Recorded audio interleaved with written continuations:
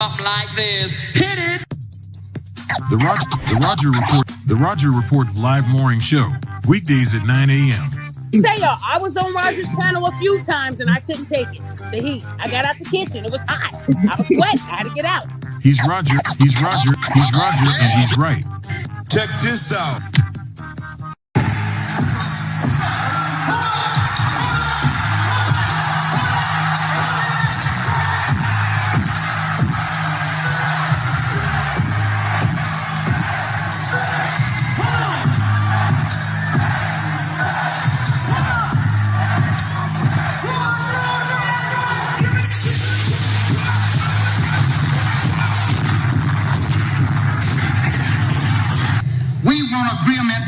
We can live or die.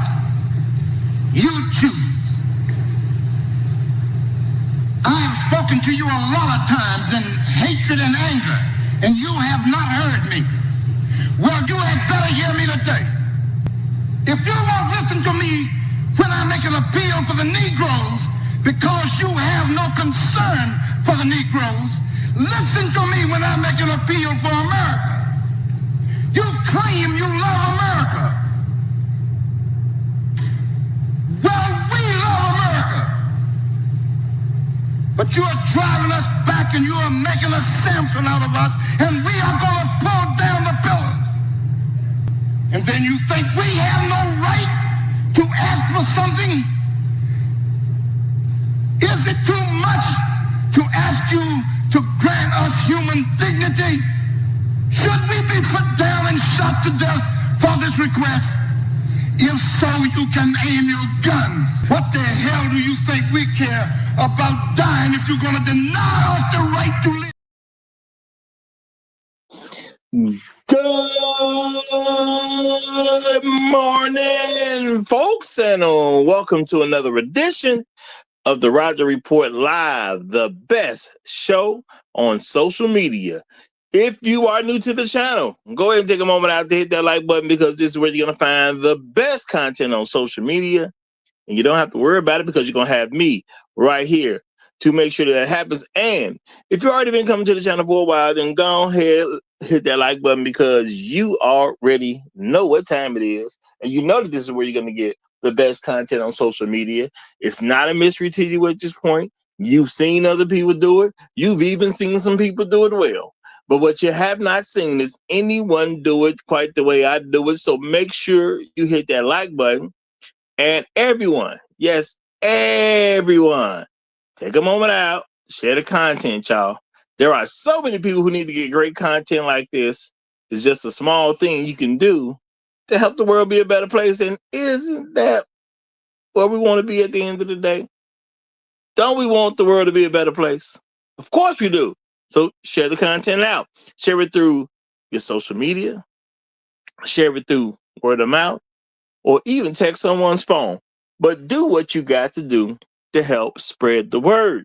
All right, folks, we are back with another interesting subject here at the Roger Report Live. But y'all know that's how Roger get down. I do the best stuff. I got to do that. My audience deserves the best. So that's what I give you.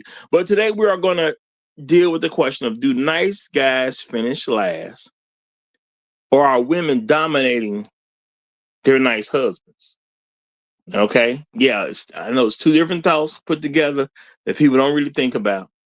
Okay, but seriously, do the nice guys finish last, or are women dominating their nice husbands?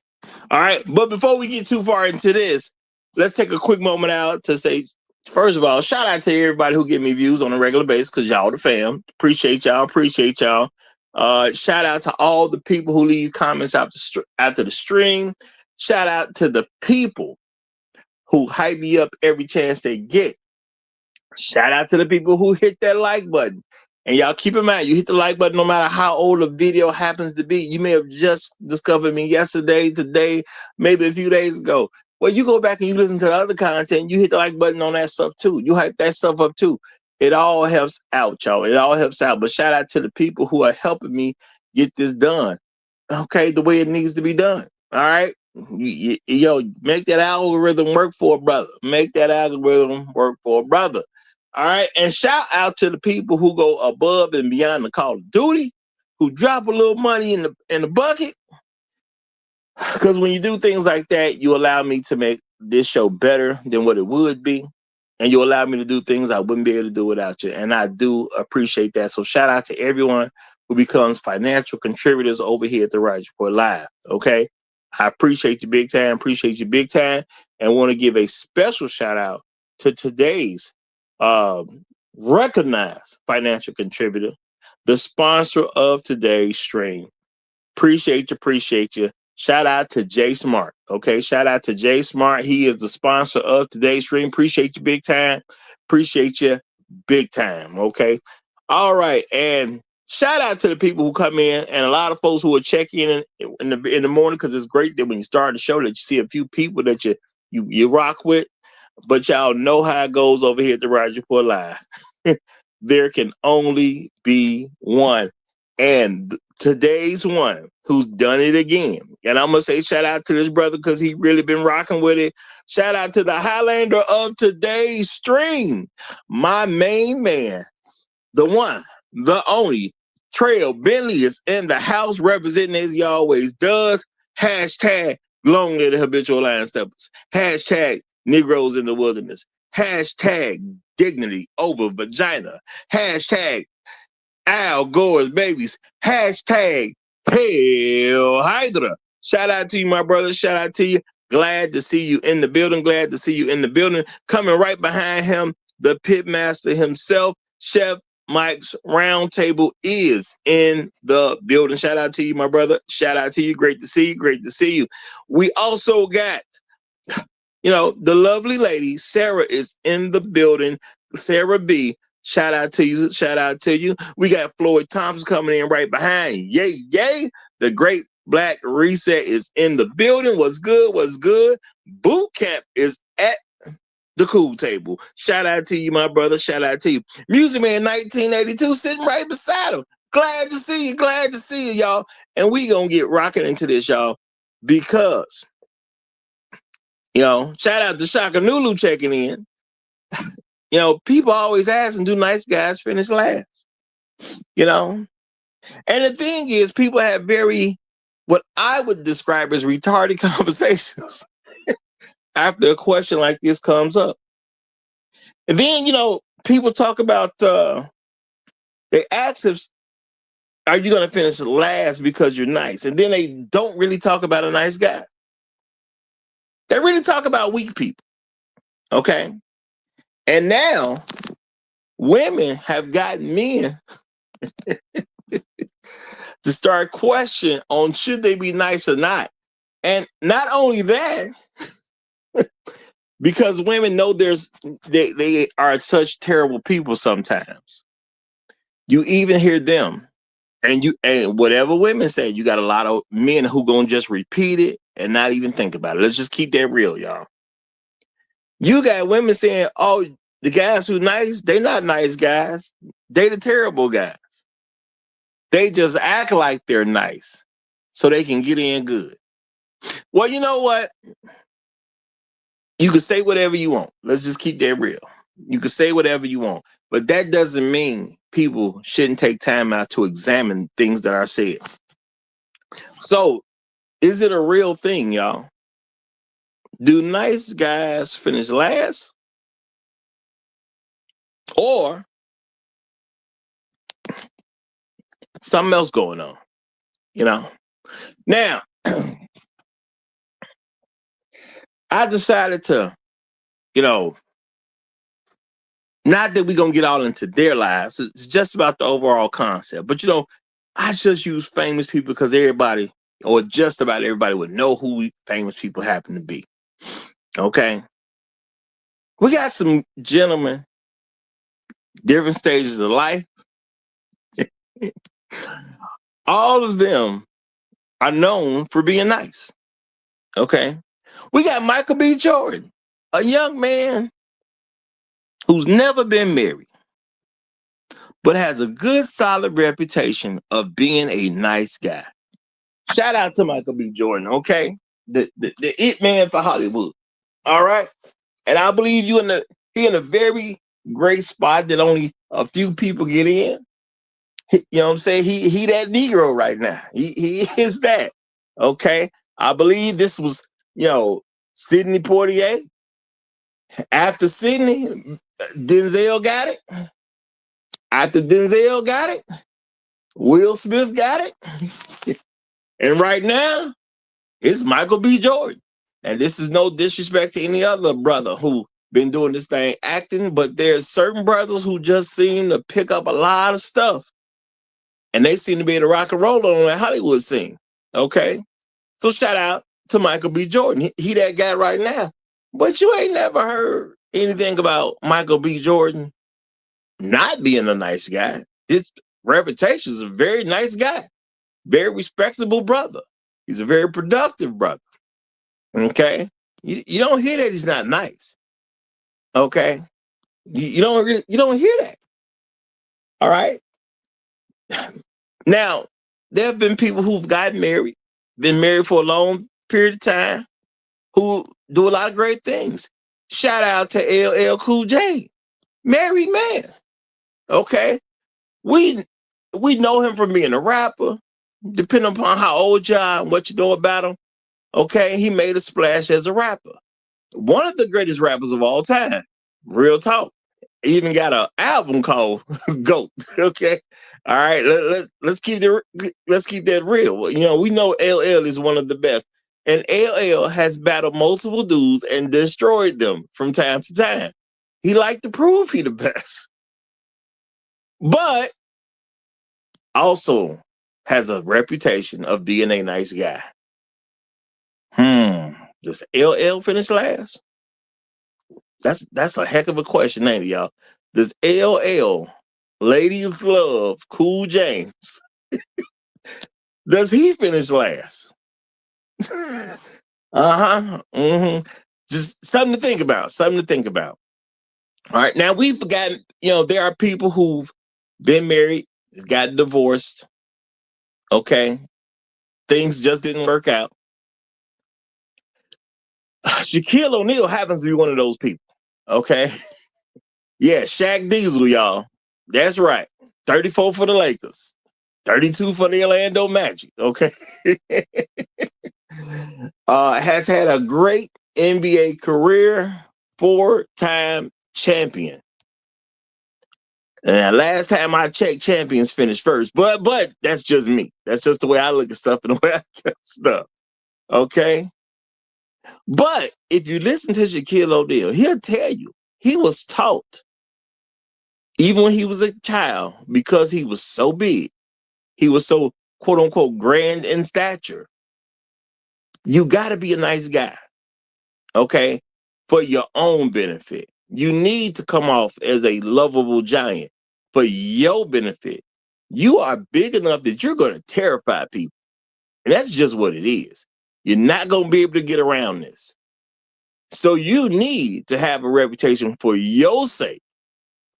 Not even just the people around him, for his own sake, of being a nice and wonderful guy. And I'm going to say Shaq has done that. Shaq has created a reputation of being this lovable man. I literally just listened to a story not too long ago, okay, where Shaq, y'all, this is real. I recently just heard this out of Kenny Smith's mouth, y'all. Now, if you know who Shaq is, you might know who Kenny Smith is. They was both NBA players at the time, and they both are analysts right now. And Kenny Smith was telling a story about Shaq and how he really didn't even know Shaq well at the time. But their kids were at the same daycare. So Shaq come pick up a kid. Kenny Smith's son is there, KJ Jr., I believe he said his name was. So little KJ Jr., he want to roll. Shaq being a nice guy, he like, all right, cool, he can roll. It is what it is. So Kenny go to the daycare. He had to pick up his son. And again, y'all, this is not when they knew each other well. Shaq, the daycare told him, well, Shaq picked your son up. He like, what? Yeah, Shaq picked up your son. These are guys who do not know each other well. So, he gets a hold of Shaq's number, gives him a call. Yeah, hey, Shaq, I heard you picked up my son.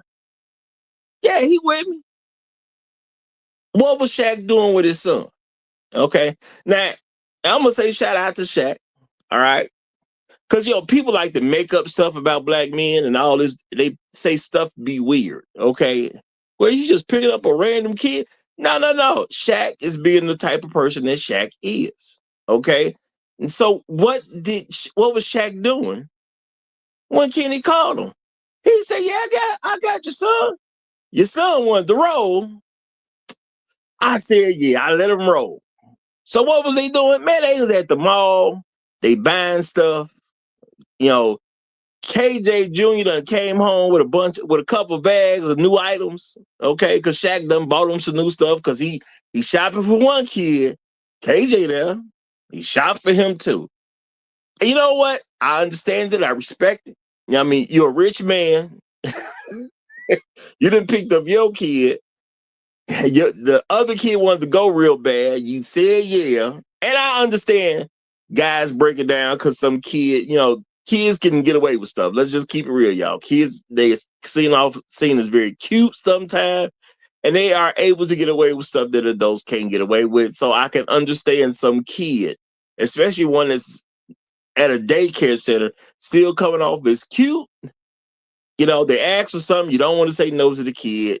Shaq famous too, so okay, he took the kid, but now you got your kid at the mall buying some stuff. Do you not buy the other kids stuff? Yeah, of course you go buy the other kids some stuff too, especially when you're a rich man and you got plenty of money.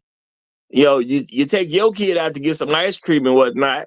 Do you not buy ice cream and stuff for the other kid? No, of course you buy it. So boom. That's what Shaq got caught doing. He got caught treating Kenny Smith Jr. to a great time. He said when he brought Kenny Smith Jr. to the house, he covered in. Thanks, Uncle Shaq. Had a great time with bags of stuff. Okay, with bags of stuff. It is what it is. Okay. Now, they're pretty good friends now and they work together, but that's the type of stuff that happens. But Shaq is a guy who did get married, ran into a little bit of trouble, and Shaq has publicly blamed himself. And Shaq said he's been in the streets or whatever. It is what it is. So he's divorced right now. Then we have the one, the only, the great Robert Smith, billionaire black man. Okay. How did he catch my radar? Oh, yeah, it had a lot to do with the black manosphere, a whole lot to do with the black manosphere. How he catch my radar? The man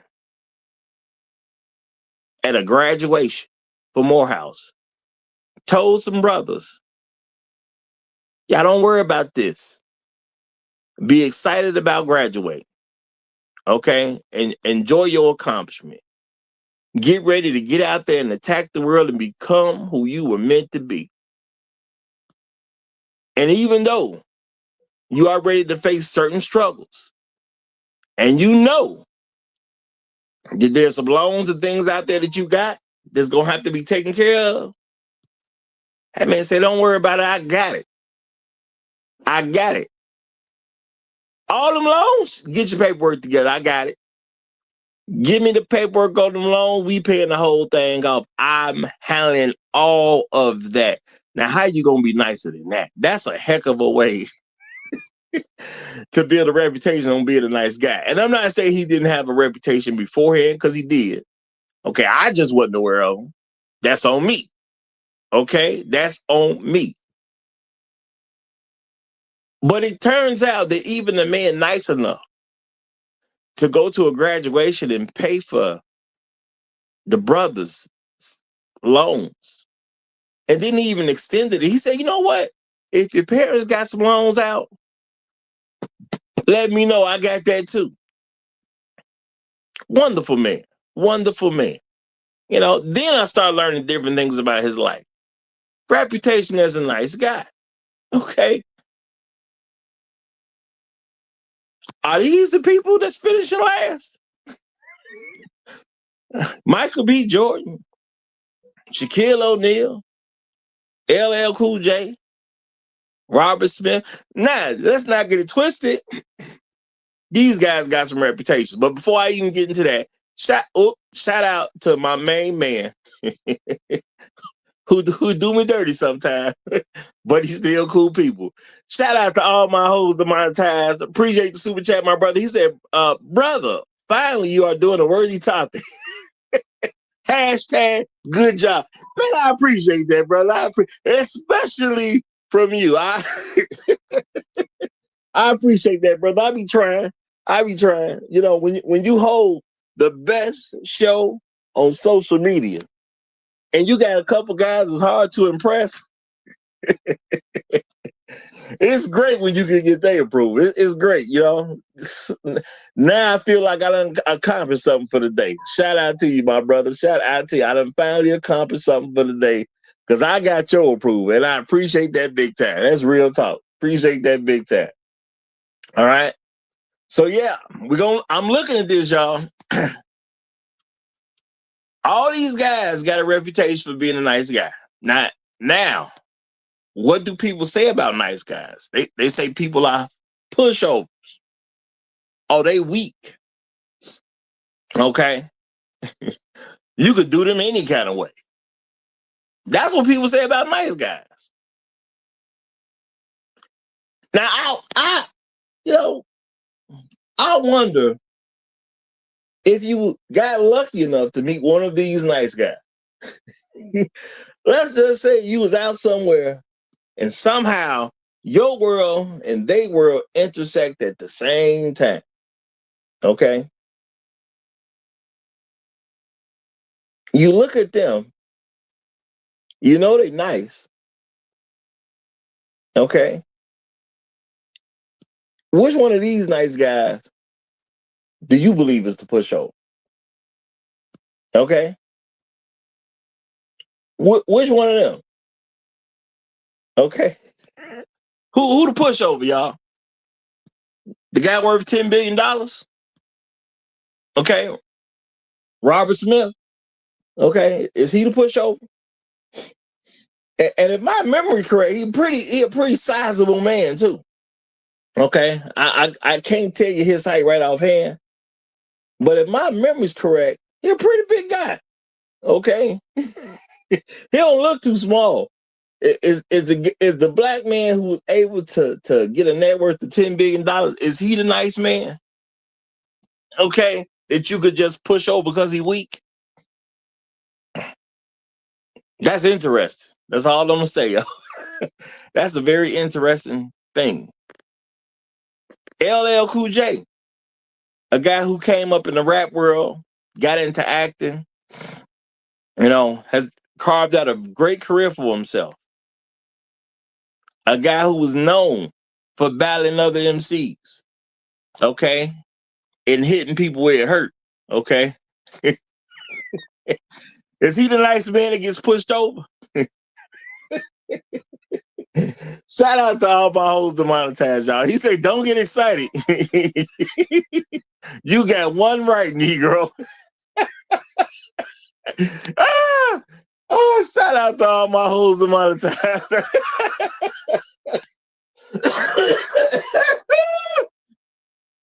Don't get excited. You get one right, Negro. Okay. I ain't gonna get beside myself. Just because I got the best show on social media does not give me a reason to get beside myself. I get you. But I'm rocking with it. Hey, I got this one though. All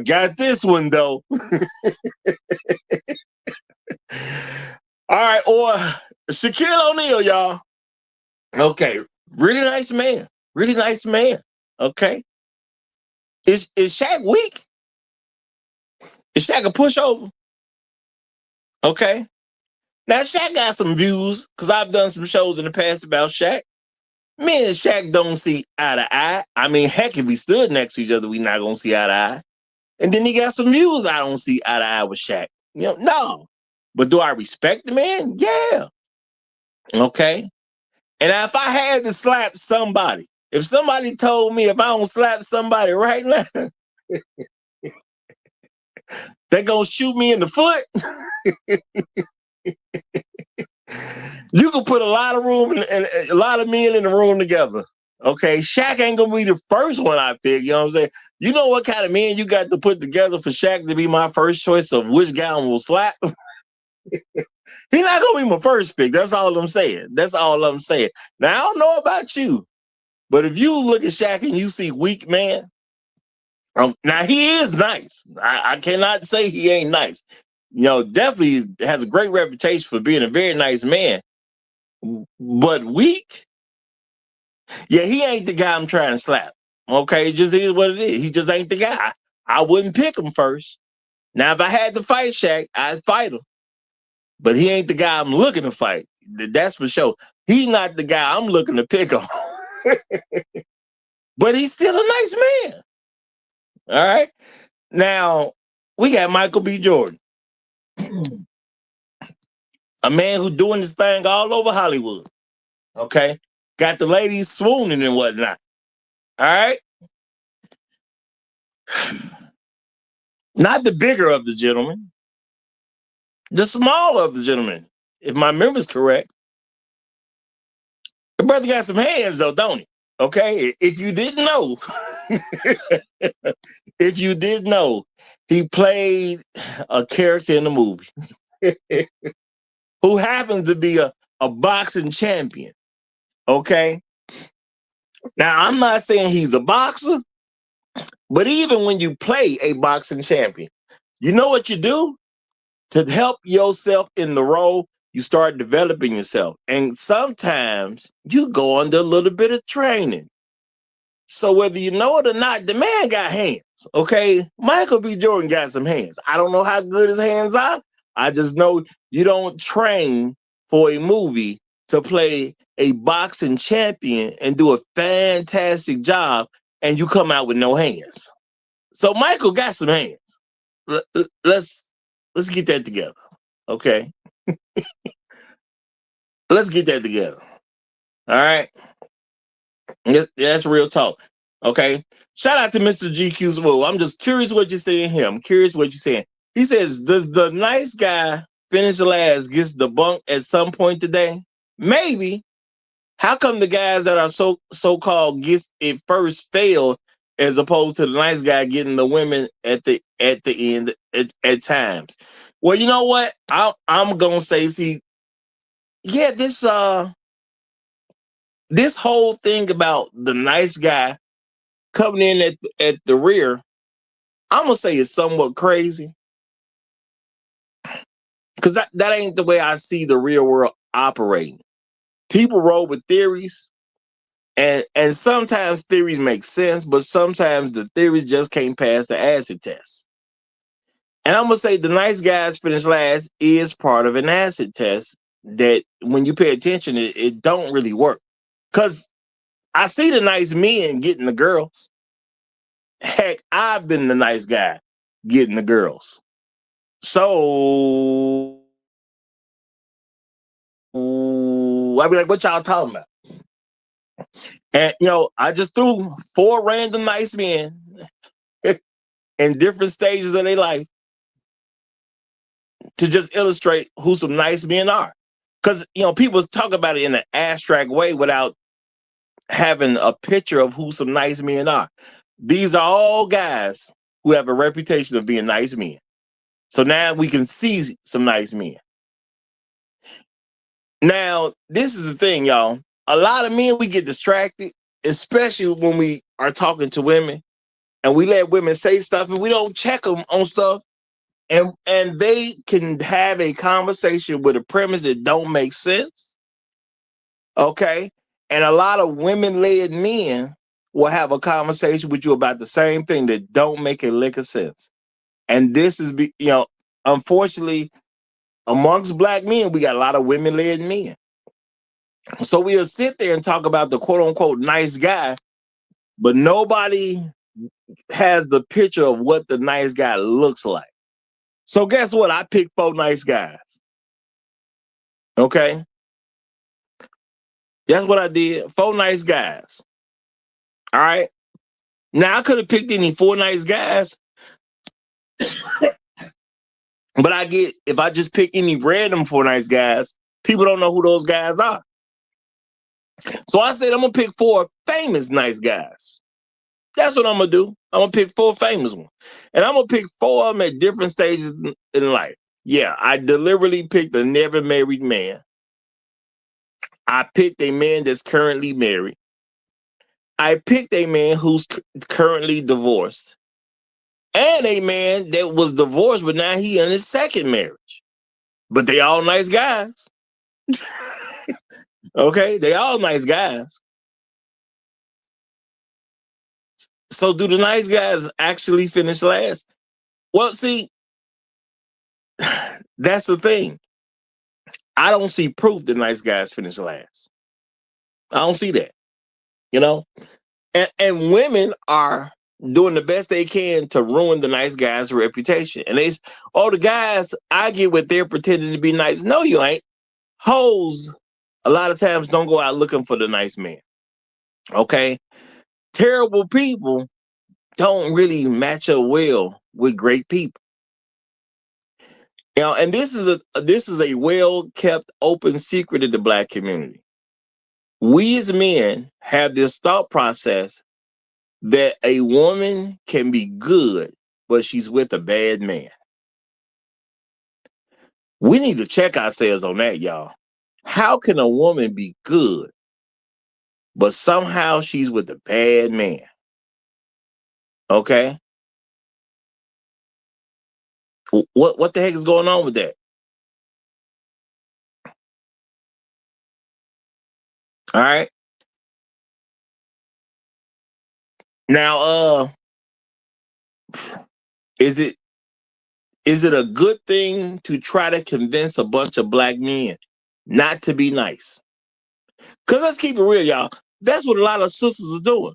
They are trying to use this cockamamie idea to, they're trying to use this crazy non-depiction, we don't know what we're talking about idea that as a black man, you shouldn't be nice. You should be a nigga in the street that can't control yourself. You should be a nigga in the street that really can't see yourself as a leader so they can lead you. All right? And they're able to successfully do this because a lot of times we never stop and think about what are we talking about. Now you tell me the nice guy finished last. I threw 4 of them out to you, okay?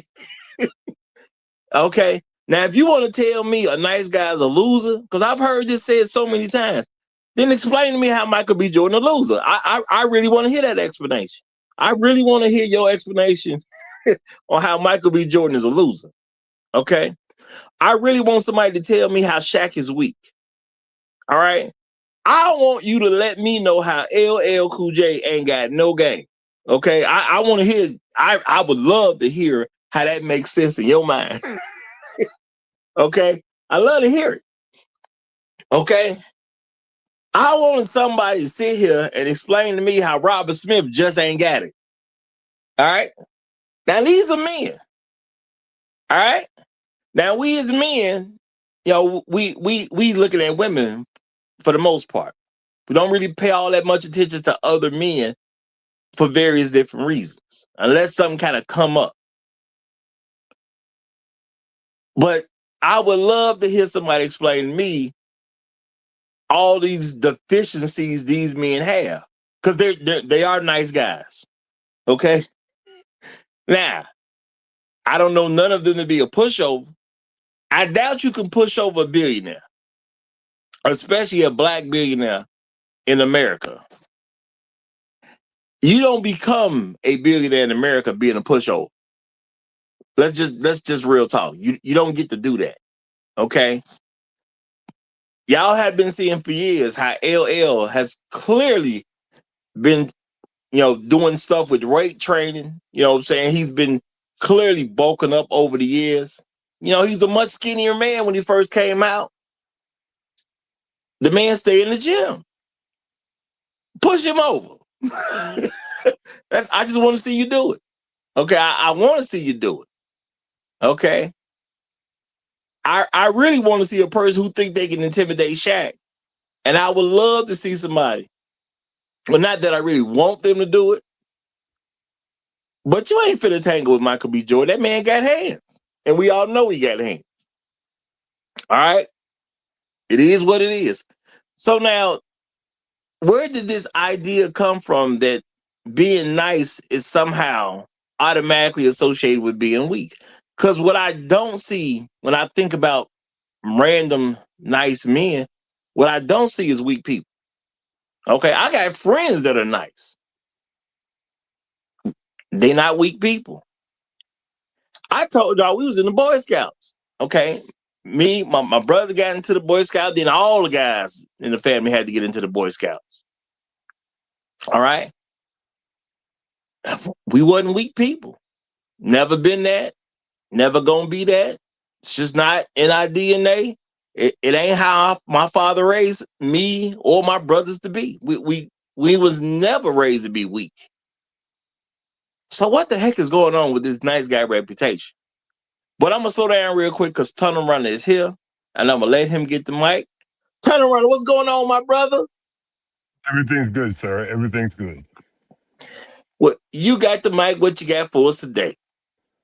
Yes, I will tell you that a lot of sisters would think Robert Smith, the billionaire, is a weak man. He couldn't stay with a sister. He couldn't stay with a sister and, control her and still get his $1 billion. He had to go out there and get himself a white woman and keep growing. He couldn't stay with that sister girl and just keep it going. He's weak. He wasn't strong enough to handle that sister girl and get that money too. So he's weak. He went and got with Becky, and he could stay with the sisters. So him, and then Michael B. Jordan, he's weak. Because he didn't have that swag to get Lori, sister well, I forgot her name, but get the sister girl under control. And he wasn't serving her. So she had to go on. So and Shaq, his girl told him, his wife, that never loved him. And I think LL Cool J, he just got with his girl real young and fast and stayed with her. So he weak too.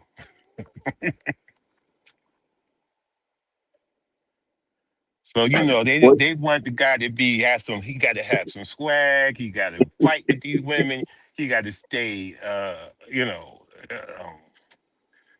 got to be out there. All these things that they want. They don't want these guys. They say these guys are, a little bit. They're too square. They're too, they don't have enough swag for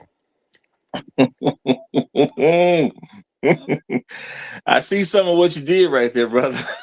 I saw what you did right there, man. Okay, I saw what you did. I'm gonna deal with Terenzo Jones, but I saw what you did. Okay.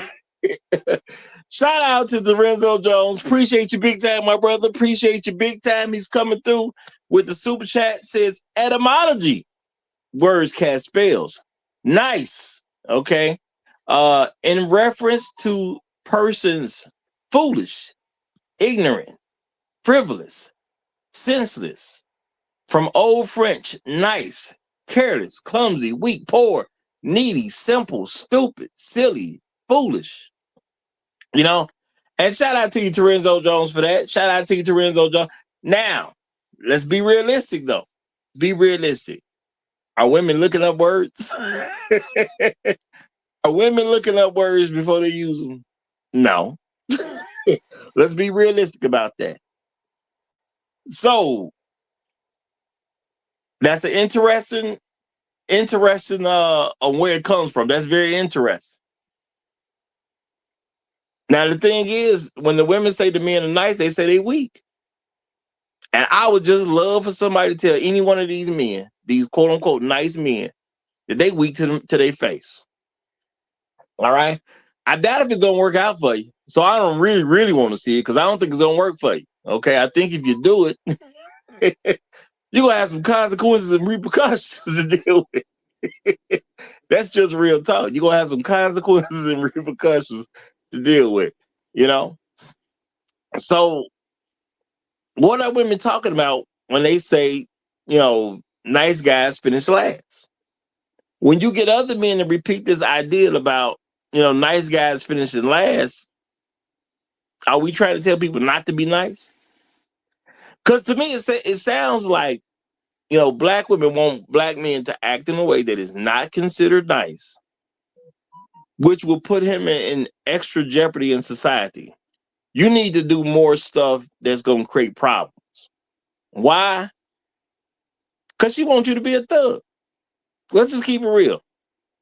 Black women want you to be a thug.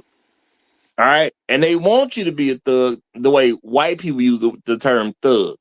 Y'all know when white folks describing stuff and there's some black people involved and they call them thug, that type of thug they talking about. And it doesn't make a difference how successful you are. Doesn't make a difference how rich you are. Hey, you can have a nice smile, okay? But are you a thug? Okay? Are you a man that puts yourself in compromising positions so she can easily control you? Because if you haven't done that, more than likely she has a problem with you. Now, there is a concept out there that you have some men who are married to women. And some of those women are dominating their husbands. They got their husbands in check. They tell that dude to jump, he gonna say how high. Now, you know what? I wonder, has any man who had a wife who told another man, that he weak because that's why he ain't got no woman. And he's sitting there being dominated by his wife. Has he ever thought about what his position is in comparison to the guy he's quote unquote trying to talk about? Because let's keep it real, y'all. Guys will be like, man, you ain't even got no woman. And he's henpecked the whole time. The whole time. He show up. Yeah, I got a woman. Do you actually run your home? Because there are plenty of guys who've admitted they don't run their house at all. They say, well, my wife's the boss at home. Now, I'm not saying that it's wrong for a man to do that. Technically, it's your home. You can do it however you want to do it. And if you put your wife in charge at home, hey, that's your decision. You a grown man, okay? I can't tell you not to put your wife in charge at home. And I already understand and accept. There's a lot of black men, the way we were trained, the woman has to be in charge. A lot of black men ain't comfortable unless that woman is running him, because that's the way they were taught when they grew up. Go ahead, brother. Roger. I heard from many women saying that the best relationship is where the woman is in control and she's domineering, and the man just be quiet and does what she says. I heard plenty of sisters say that's what they're looking for. That's the best relationship when they are in control and the man does whatever they say. Now, all I'm saying, that's some interesting stuff that's kind of somewhat clashing with each other. Because I hear a grown man say, my wife the boss.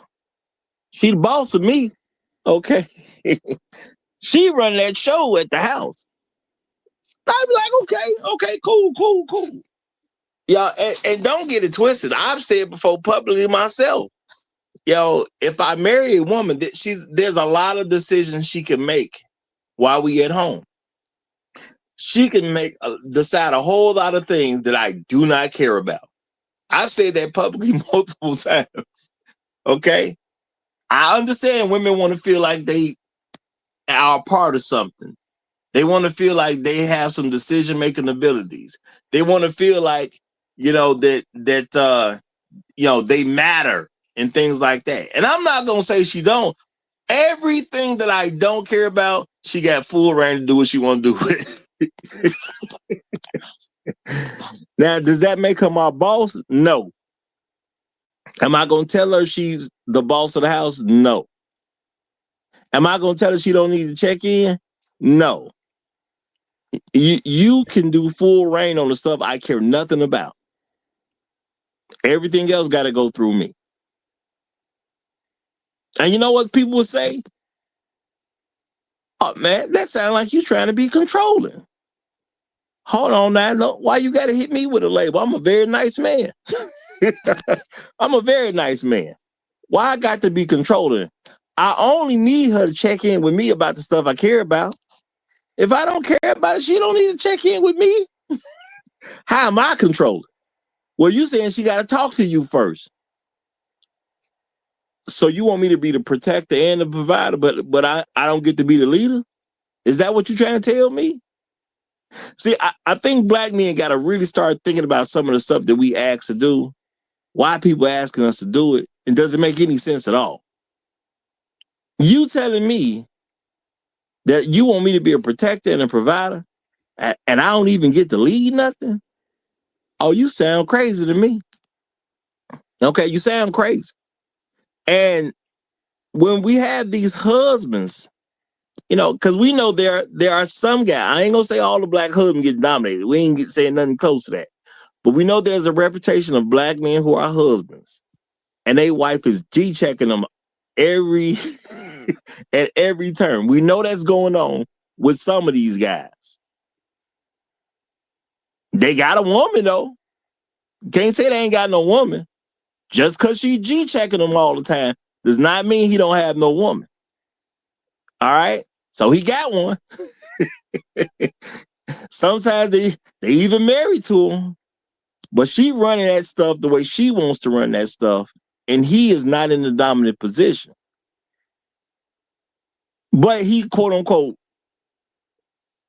is not a nice man because the nice man finished last. So the nice man ain't got no wife. Yet we hear about these husbands that are being dominated by their women. So what category those guys fall into? Because the nice guy gonna finish last. He don't get to get married. He don't get to have kids. He got to do what women tell him to do. But the guy getting dominated by his wife, who is he? Okay, who is this guy who finishes last? Don't get to have a woman because he ain't strong enough. He don't got no backbone. So who are the husbands that are being dominated? Because if the guy who doesn't have a backbone don't get to get married, he don't get to have a wife, he don't get to have children. So who the guy getting dominated then by his wife? Because it ain't the nice man. Because the nice man he gonna finish last. So he out the picture. So I'm just trying to figure out where it makes sense at. That's all I'm trying to do, y'all. I'm just throwing out some questions, trying to figure out where this makes sense. But we got another guest. So I'm gonna let this guest get the mic. We got Dirty D Rodney finished first. That's what Dirty D Rodney finished first. You got the mic, my brother. How you doing? I'm doing well, Roger. Hope everyone is doing well. I just want to let the good guys know that in this market, you're not coming in last. You're coming in first. Because what are you missing? You're missing the child support check. You miss paying the child support check. You're missing the police getting called. You're missing her calling the police on you and not letting you see your kids. You're missing a bunch of STDs if you're living in Atlanta or Texas. Jesus Christ. And you're missing the attitude and the stress. So if you ask me, nice guys are coming in quite nicely in first.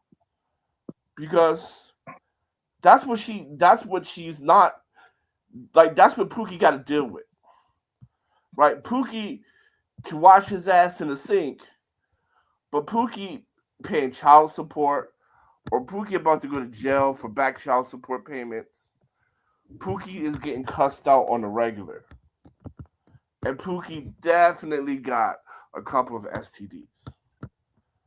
But hey, Pookie's not nice.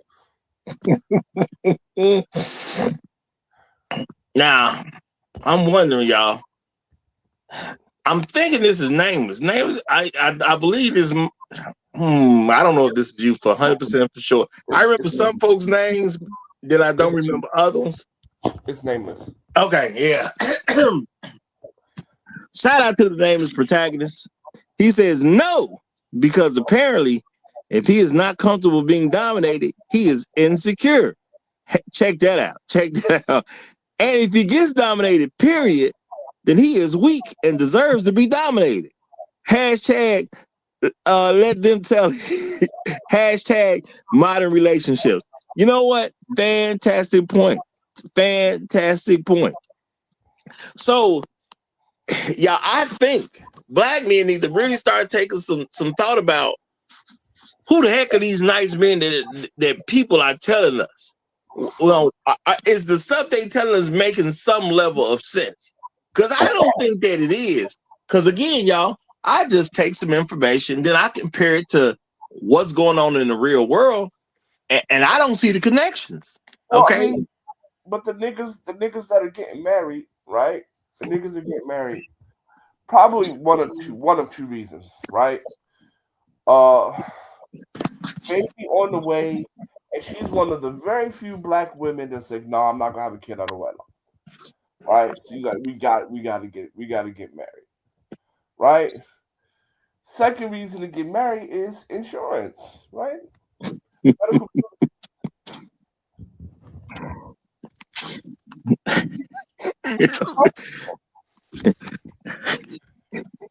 Right?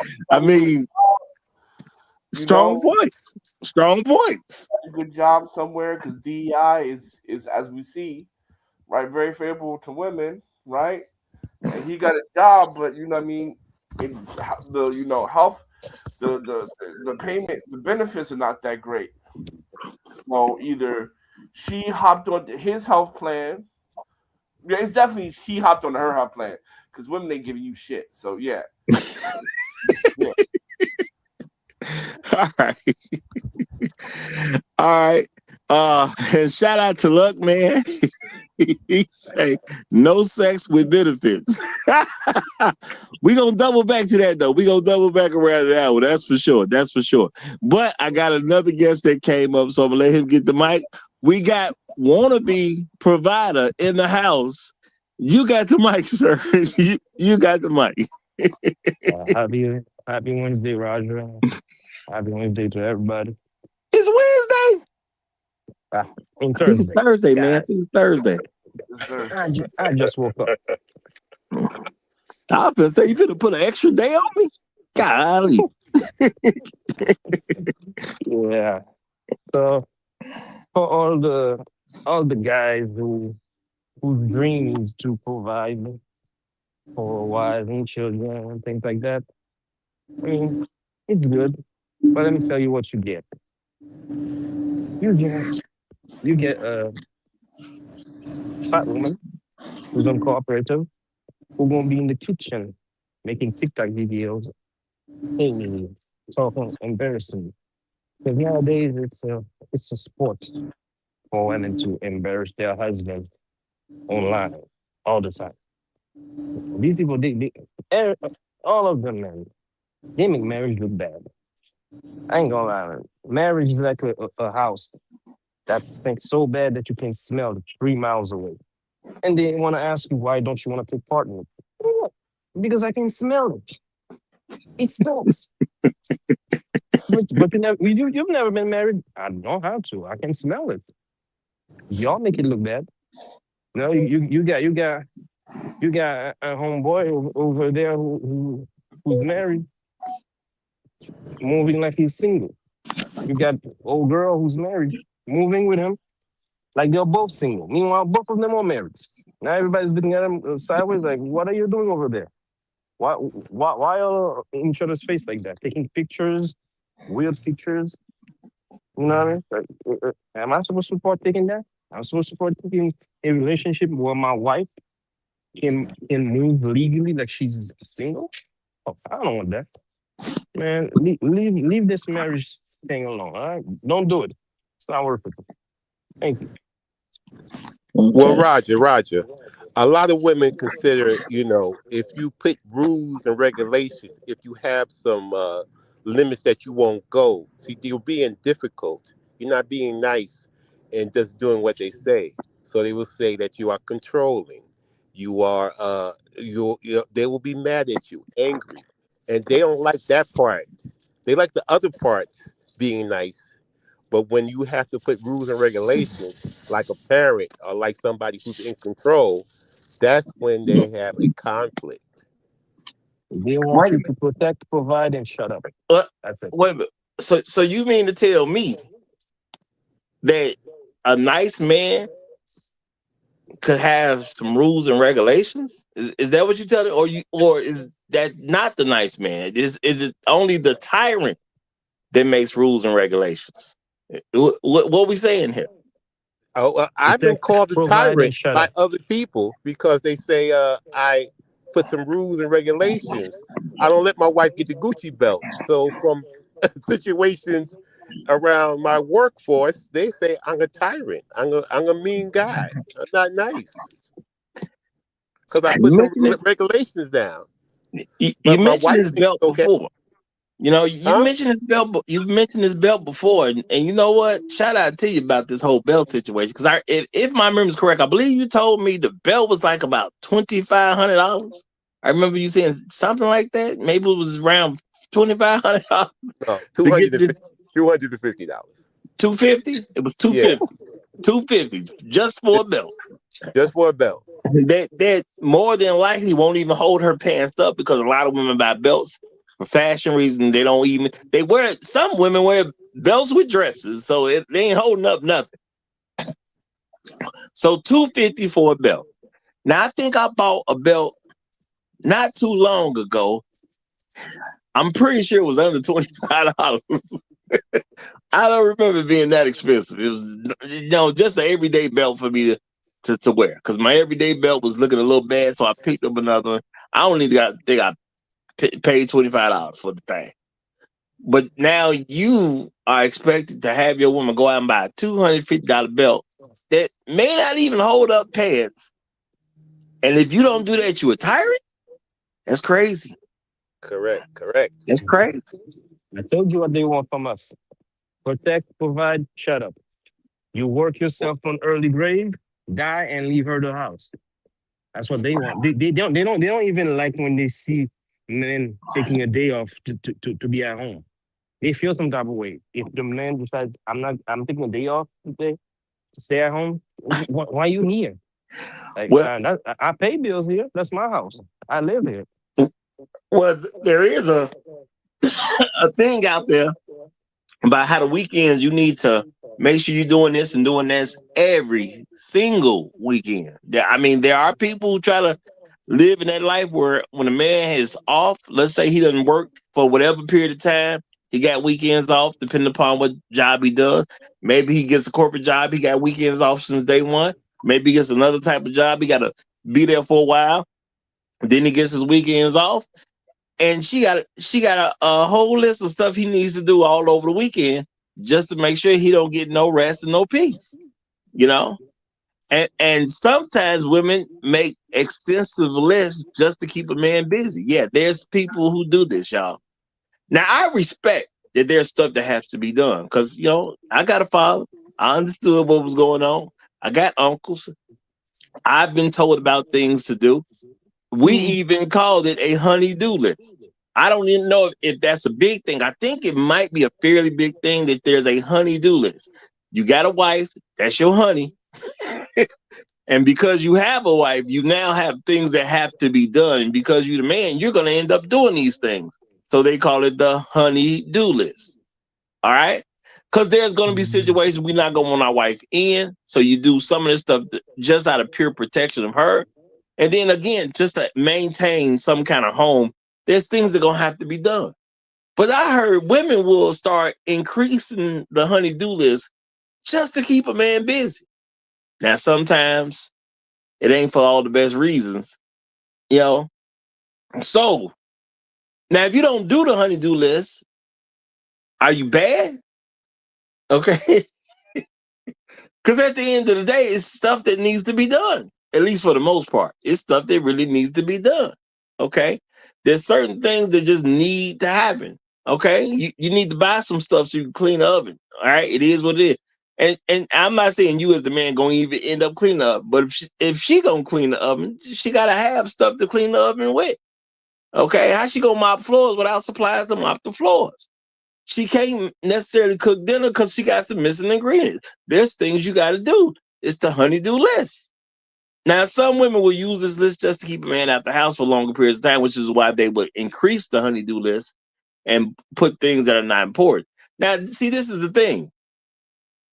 If you do the honey-do list and you're a quote-unquote nice husband, y'all shout out to Sarah. She's saying yes with the laughing emoji. She know what I'm talking about. Okay. She know what I'm talking about. All right. So like if you do the honey-do list and you're doing your job as a husband to make sure your wife is protected, okay, and to make sure your wife has the provision she believes is necessary to get the things done that she needs to do, it shouldn't be looked at as problematic. But then you'll have people who say you're being weak. Yeah, if you do everything that's on the list, you'll get a hand job. Yeah. Good job. Good job. He said. And my thing is, the things have to be done. Somebody got to clean the oven. We need some oven cleaning. Just is what it is.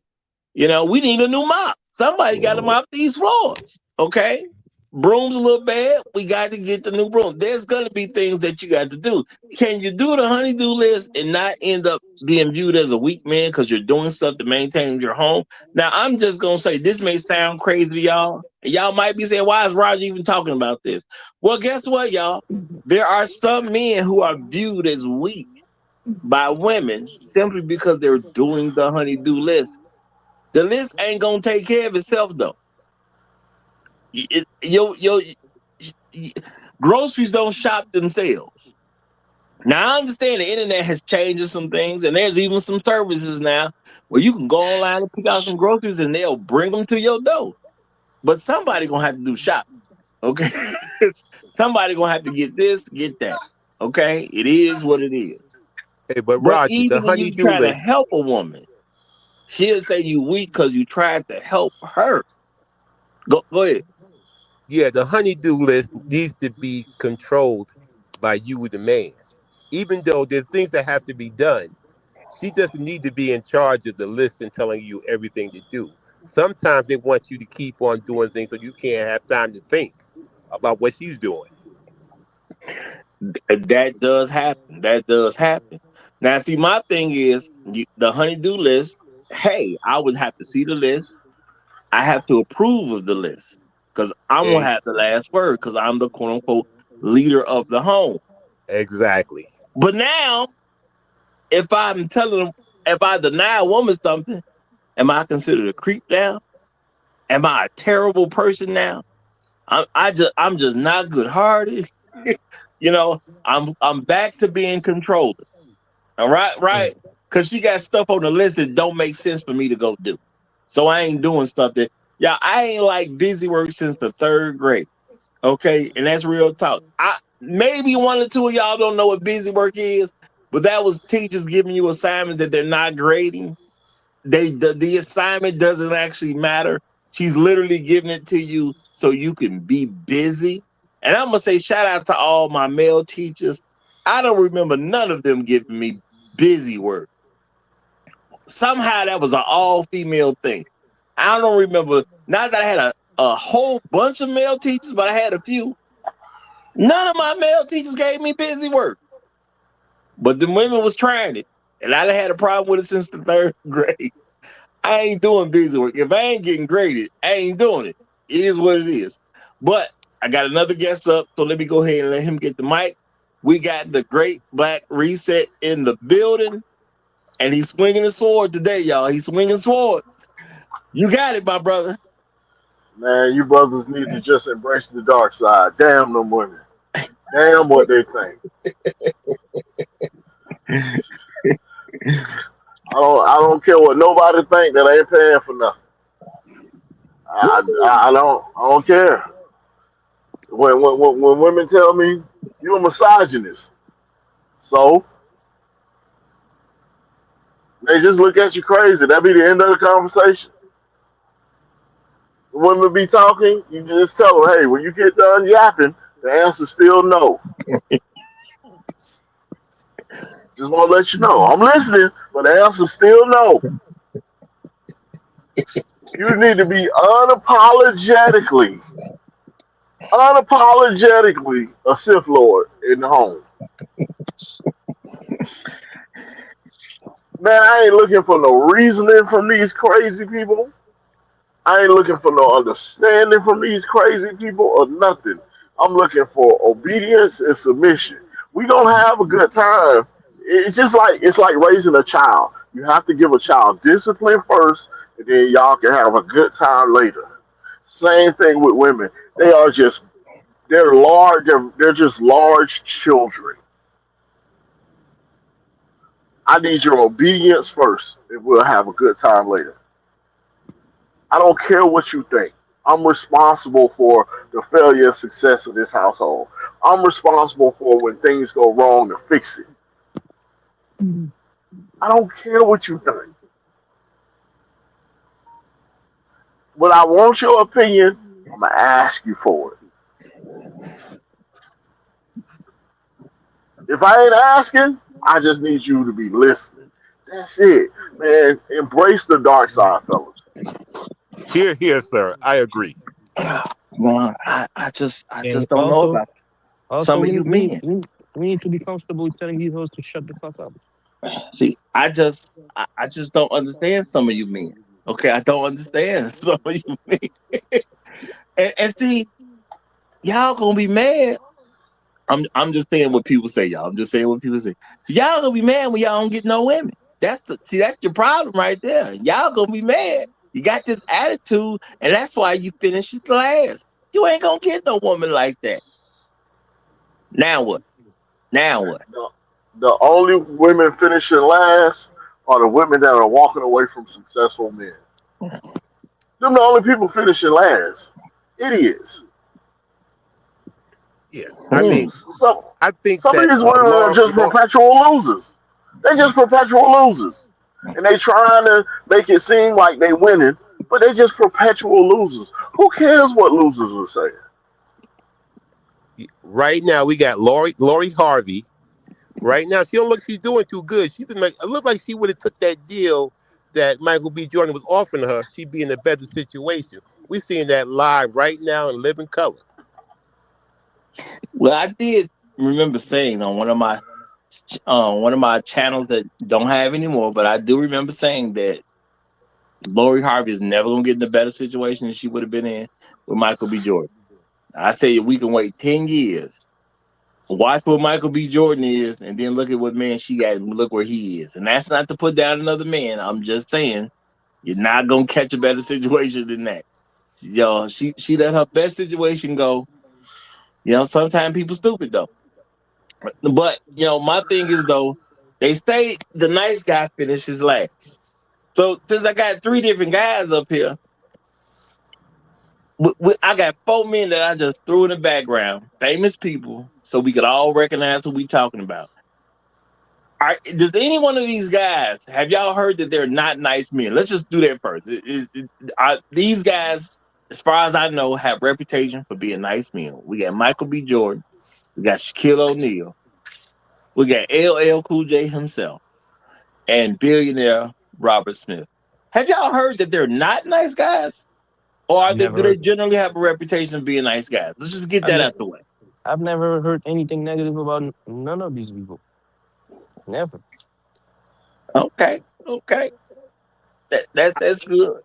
The I ain't rest heard of you, nothing negative about him, but I am sure that Robert Smith's first wife is very it doesn't think he's nice because he should have stayed there with her and not maybe made that $1 billion and not got with that white woman.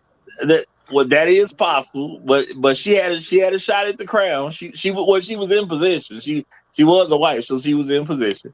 Okay, Isn't so he married to a Filipino now? I don't know what she is. I just remember it's a non-black woman. I do Yeah, remember that.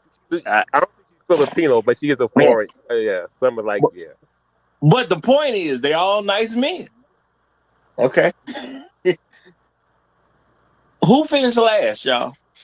These are just examples of 4 men that we would all be aware of.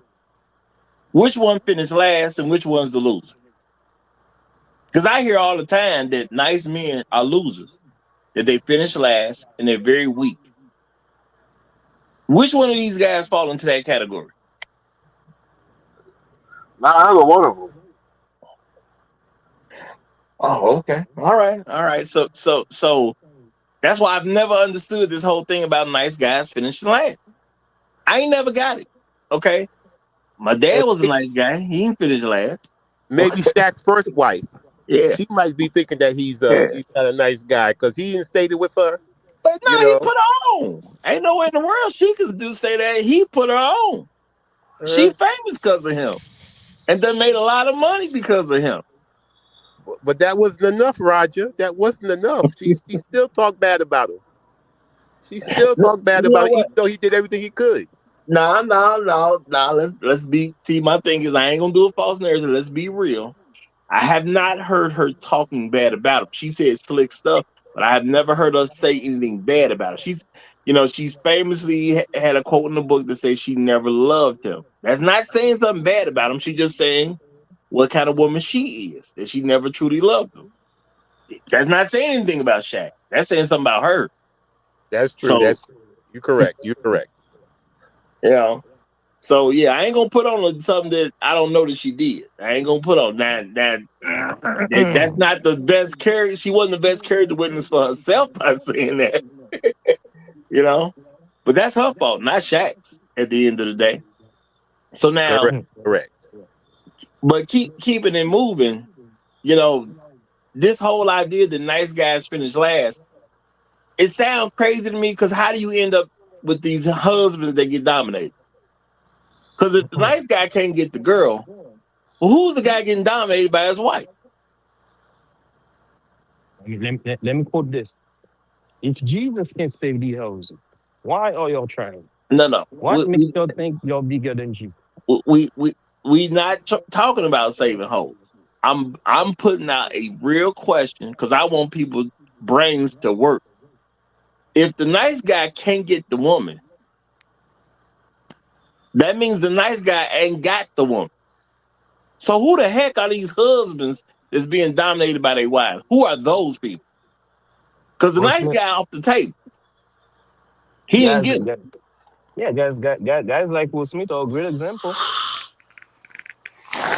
But I'm saying, who are if they're not the nice men, because the nice guy don't get the woman. He's Oh, you nice. want to know?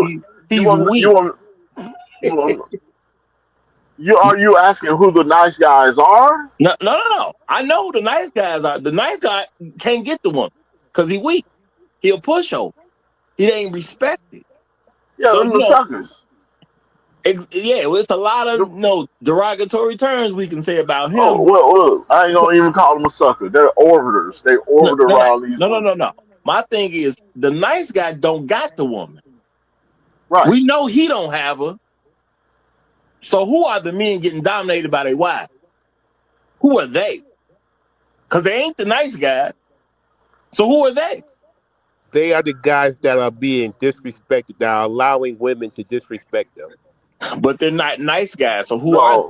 No, those are the guys that are loyal to their marriages to a fault. Those are the guys that took the commitment serious. They took the vow seriously, and they refused to exit the marriage because their vows are important to them. Those are the guys that are loyal to a fault when it comes to their marriages. Okay, so is that how you prove you're not a nice man? Because the nice man, he getting walked over. No. I'm asking the question I'm answering the question as it was asked. You asked who are the guys that are being dominated by their wives. These are men that might be in might not be an optimal position when it comes to their wives, but they refused to leave the marriage because they made a vow. I had an uncle like that that was dominated by his wife. He was miserable, but he was committed to the marriage. Okay, I'm not gonna say commitment's a bad thing. You just got to use it wisely. No, You no, got I'm to use just it wisely. I'm not saying it's good or bad. I'm just stating it as is as you ask the No, question. no, I get you. Who are these guys that are being dominated by their wives? They're with ungrateful women that have taken advantage of a character of a man that is loyal. They are taking advantage of loyal men. Mhm. So they have women that are taking advantage of the fact that this man is loyal to their vows. And I'm just trying to make sure that we have it clear that they're not the nice men. No, they're not. Because remember, the nice men, we don't get the women. Now I'm nice, so I'm gonna stay on the nice side, okay? And guess what? Women don't scare me enough for me to say I'm not a nice guy. Now I've Right. seen men been scared out of saying that they're a nice guy. No, I'm a nice guy. I'm a very nice guy. I'm nice all the time. You know, just because a situation may come up when I slap the taste out your mouth does not mean I'm not a nice guy. Okay, that's just a situation. Have I been in a fight before? Yes, I have. That does not mean I'm not a nice guy. Okay, I'm a very nice guy. All right. And women don't make me scared because I've literally seen men scared to say that they're a nice man. No, well, no, I ain't nice. You know what I'm saying? Well, you act like this, that, and that. You're a real nice guy. No, don't call me nice. Nigga, what you scared about being called nice for? You know, men are afraid to be labeled as nice because they think somehow they gonna finish last with women. I'm a ruthless But nice guy. and see, and my thing is those are necessary things because how do you say the nice man is the weak man, but you're afraid of somebody labeling you nice as if that's a bad label? When was being Well, nice a problem? we as men have to stop caring about what women say and think. We too often, especially as black men, we repeat things that women come up with, and we make it part of our lexicon. And we shouldn't even care what they're talking about. And it's real hard to repeat what they say and to be in sensible conversations at the same time. I'm just gonna say that, you know.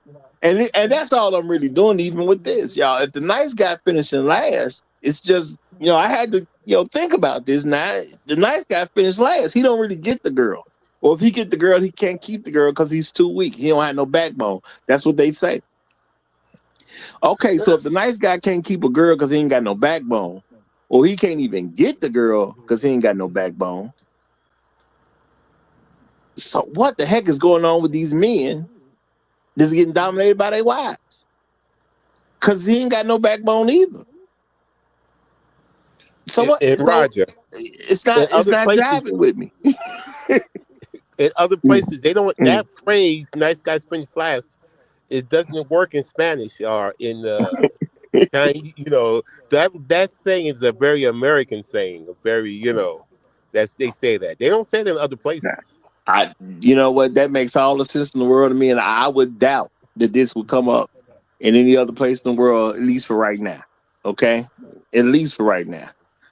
I'm pretty sure the world will start saying it later on down the road somewhere because America gets a lot of attention for whatever the reasons is. But yeah, I've never heard about a phrase like this from a foreign tongue. I'll say that I've never heard of phrases like that from a foreign tongue. And You shout know out to why my you man J Bones. Appreciate the super sticker, my brother. Thank you very much. Good looking out. Good looking out. Go ahead, whoever said that. there's a reason why you can't make logical sense of it of what it is that you're saying, because the argument is being made from a female lens, and the stuff they say don't make sense. They're not. It's because they're not being honest when they say this stuff. What they're really saying is you're not compromised, and I can't control you. So they don't like nice guys. They don't like guys that are clean cut. They don't like guys that follow the rules. They don't like guys that follow the law because they're not compromised. They can't control a man that won't compromise himself. Uh-oh. Now I want y'all to notice I didn't even say nothing about compromise, man. He came to that conclusion all by himself. I've been saying that for years, but he said the same thing. Same thing. Okay. Now you know what? I do believe that is the truth, and that's why you have women trying to push an effort to men to not be nice because they want you to end up in a compromised position. They want you to get out of pocket somewhere with somebody, and next thing you know, you in a compromised situation. You down in somebody's police station. Now you got to face some assault charge. Why? Because you wasn't being nice. You wasn't gone. You ain't have no reason to be upset. But because you want to impress that woman, now you got upset in an unnecessary situation. And I'm not saying you don't even win the situation. You might have knocked somebody clean out. That don't remove you from them assault charges, though. Yeah, you got the quote unquote moral victory, okay, or the physical victory, I should say. All right, but at the end of the day, that judge gonna get the win. Okay, that's what normally happens. The judge gonna get the win. Now, shout out to Intuit. Appreciate you, or Intuit X. Appreciate you, my brother. He said, I am no longer a nice guy. And Intuit X, I'm gonna say, why? Why not be a nice guy? Why? You know, because see, I've never fallen for the nice guy finish last. I ain't never failed for it. I've been a nice guy my whole life. I've been raised to leave people alone. Do not bother people. You don't know what somebody's going through. You don't know what their situation is. They might be going through a heartbreak. You may bother a person and they just found out their mama died. You know, somebody just found out their little cousin got shot. Somebody could just simply have failed a very important test that's going to affect their college career. You don't know what people are going through. So you leave them alone. And see, when you're not bothering people, it's easy to be nice. Because I don't have a bunch of thoughts about how I'm gonna see somebody else having a nice time and I'm gonna ruin it. I don't have those types of thoughts. You know, I'm cool with you having a nice time. Okay, I'm cool with you living a good life. I'm cool with you having success. It doesn't bother me at all. Okay, and when I meet a woman, y'all know what I am? Nice. I don't fake to be something else because I have to quote unquote secure this particular woman. If I give a woman an opportunity to get to know me, now this is something I know a lot of black men, y'all don't understand this. Listen to what I just said. If I give a woman an opportunity to know me, because I'm the opportunity, she's not. A lot of black men, you in the same position, but you don't acknowledge your position. You're the opportunity. She is. You're going to end up taking care of her, not her end up taking care of you. That's just how life goes. All right. Now, I've said time and time again, I have accepted that life is not fair. I did that a long time ago. All right. And I accept that I have to keep my own ego in control. And when black men accept these things, life's a lot easier. It's also easy when black women accept these things. All right. So let's say I'm nice to a woman and she's not responsive in a good way because I'm nice. I'm starting to catch this idea that for her, I'm too nice. She don't appreciate me being nice. What do? I just cut her off. That's what I do. I don't become a worse person so she'll be more responsive in a way that I like. If I'm nice to you and you don't respond well to it, why would I keep doing stuff for you? To me, that don't make no sense. So now I got to put this woman in a prized position because she's not responding the way I want her to. Why would I want her around? If I can treat you nice now and you don't come off well and we just met each other, how you gonna come off 3 years down the line somewhere? Now, last I checked, it's supposed to be okay for men to have vision. We let women talk us into all kinds of stupid stuff. And I'm just keeping it real, y'all. We let women talk us into all kinds of stupid stuff. If I'm nice to you and I don't like how you respond to me being nice, why would I try to change who I am to convince you to stick around? When all you're going to do is be trouble for me later. And you got women saying a bunch of dumb stuff to me and we respond to it. Let's keep it real. That's your problem. You can't handle a strong woman. Your issue is you too weak, so you don't like how I am. Bro, you talking crazy to me and I did something nice for you. And which is why a lot of women that y'all see online have the attitudes that they have because they think they're supposed to be able to get away with this stuff. Okay? They always trying to figure out what they can do to get over on somebody. Then you participate in it and then get upset that she thinking a very dumb way. You know? Roger, I you remember are saying it, man. You are saying it because women like you to be under in some difficulties, having trouble, because nice people who are not nice do not like nice people. They want you to be like them. They don't want you to be a nice person because they want you to be. They're not nice people. Nice people like nice people.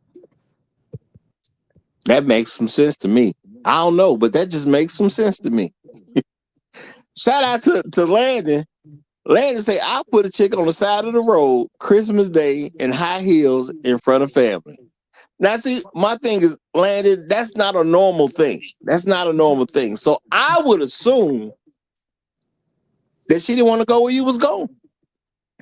And heck, she already in front of family. What better place to put her out? That's all I can say about that, brother. She right there with family. She should be able to catch a ride with somebody. Shouldn't even be that big a deal. Yeah, he was But being obviously nice. she didn't want to go. Yeah, she didn't want to go where you was going. Cool. I'm gonna leave you with family. Okay. I'm gonna say shout out to you, brother. Now I've told y'all before. I put a chick out on the other side of the road. We was on the expressway and she was talking crazy. Okay, I put her out on the expressway. I just know we was a good distance from the city. I don't remember where I was going and all that type of stuff. I just remember we was a good distance from the city. We had been rolling for a little bit. We had been rolling. Okay, so she talking crazy, but we not married. Okay, and she talking crazy to me. We riding. We in my car, and I'm just sitting here. Why you talking crazy to me in my car? You must don't like me. You must don't like my car. What should I do to fix this situation? I just simply pull over to the side and I tell her to get out. Now, I'm being nice. I don't even want to get into it with you. I don't even want to have this fight. Whatever it is bothering you, it ain't bothering me. So why don't you just get out? Okay. Now I remember she was a little upset about being put out the car, but I mean, why would you talk crazy to me like that though? And some people say, well, now see, you taking advantage of her or you using quote unquote leverage against her. I didn't tell her where to start talking crazy to me at. I didn't tell her wait till we on the expressway and then talk crazy to me. I didn't tell her to do that. I just responded as a very nice individual and I allowed her to remove herself from a situation that was not pleasurable to her. To me, I was being a very nice man. Okay. I didn't hit the woman or anything like that. I ain't even bother the woman no more. I don't even know where that woman is to this day. Okay. I ain't bother her no more. I just left her on the side of the road so she can have the better life that she clearly wanted at that particular time. But I'm a nice man. I ain't get upset with her. I ain't never called her to bother her about the fact that I left on the side of the road. I'm a very nice man. Okay. Y'all know some people told me. Now y'all may have heard the same thing. I go out with a woman. They said, well, don't call her the next day because that's gonna make you seem interested in her. And some women take that as being too interested. I say, that's an interesting concept. Interesting concept. So you can go out with a woman, have a fantastic time. But if I call her the next day to quote unquote act like I like her, she may give me a negative response. So I don't do it. That's what folks told me.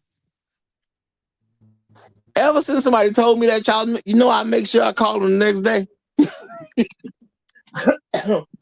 And y'all may say, Roz, why would you do something like that? If you like the woman, you enjoyed yourself, and she's not gonna respond the proper way if you call her the next day.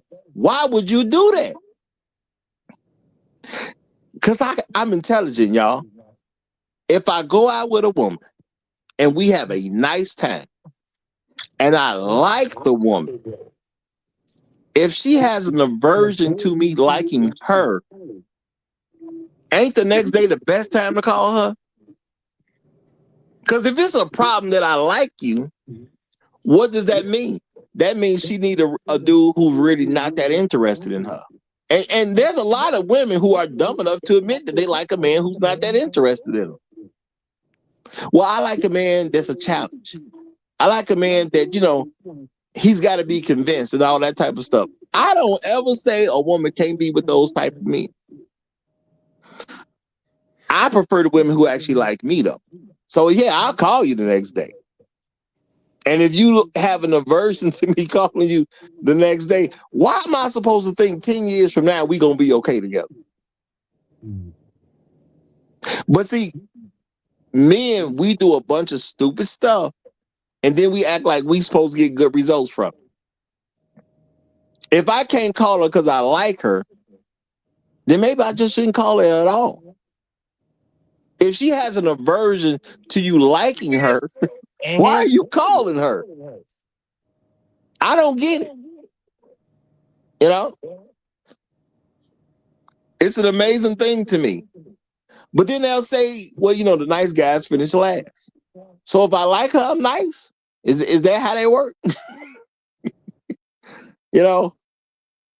When am I supposed to select the woman that works for me?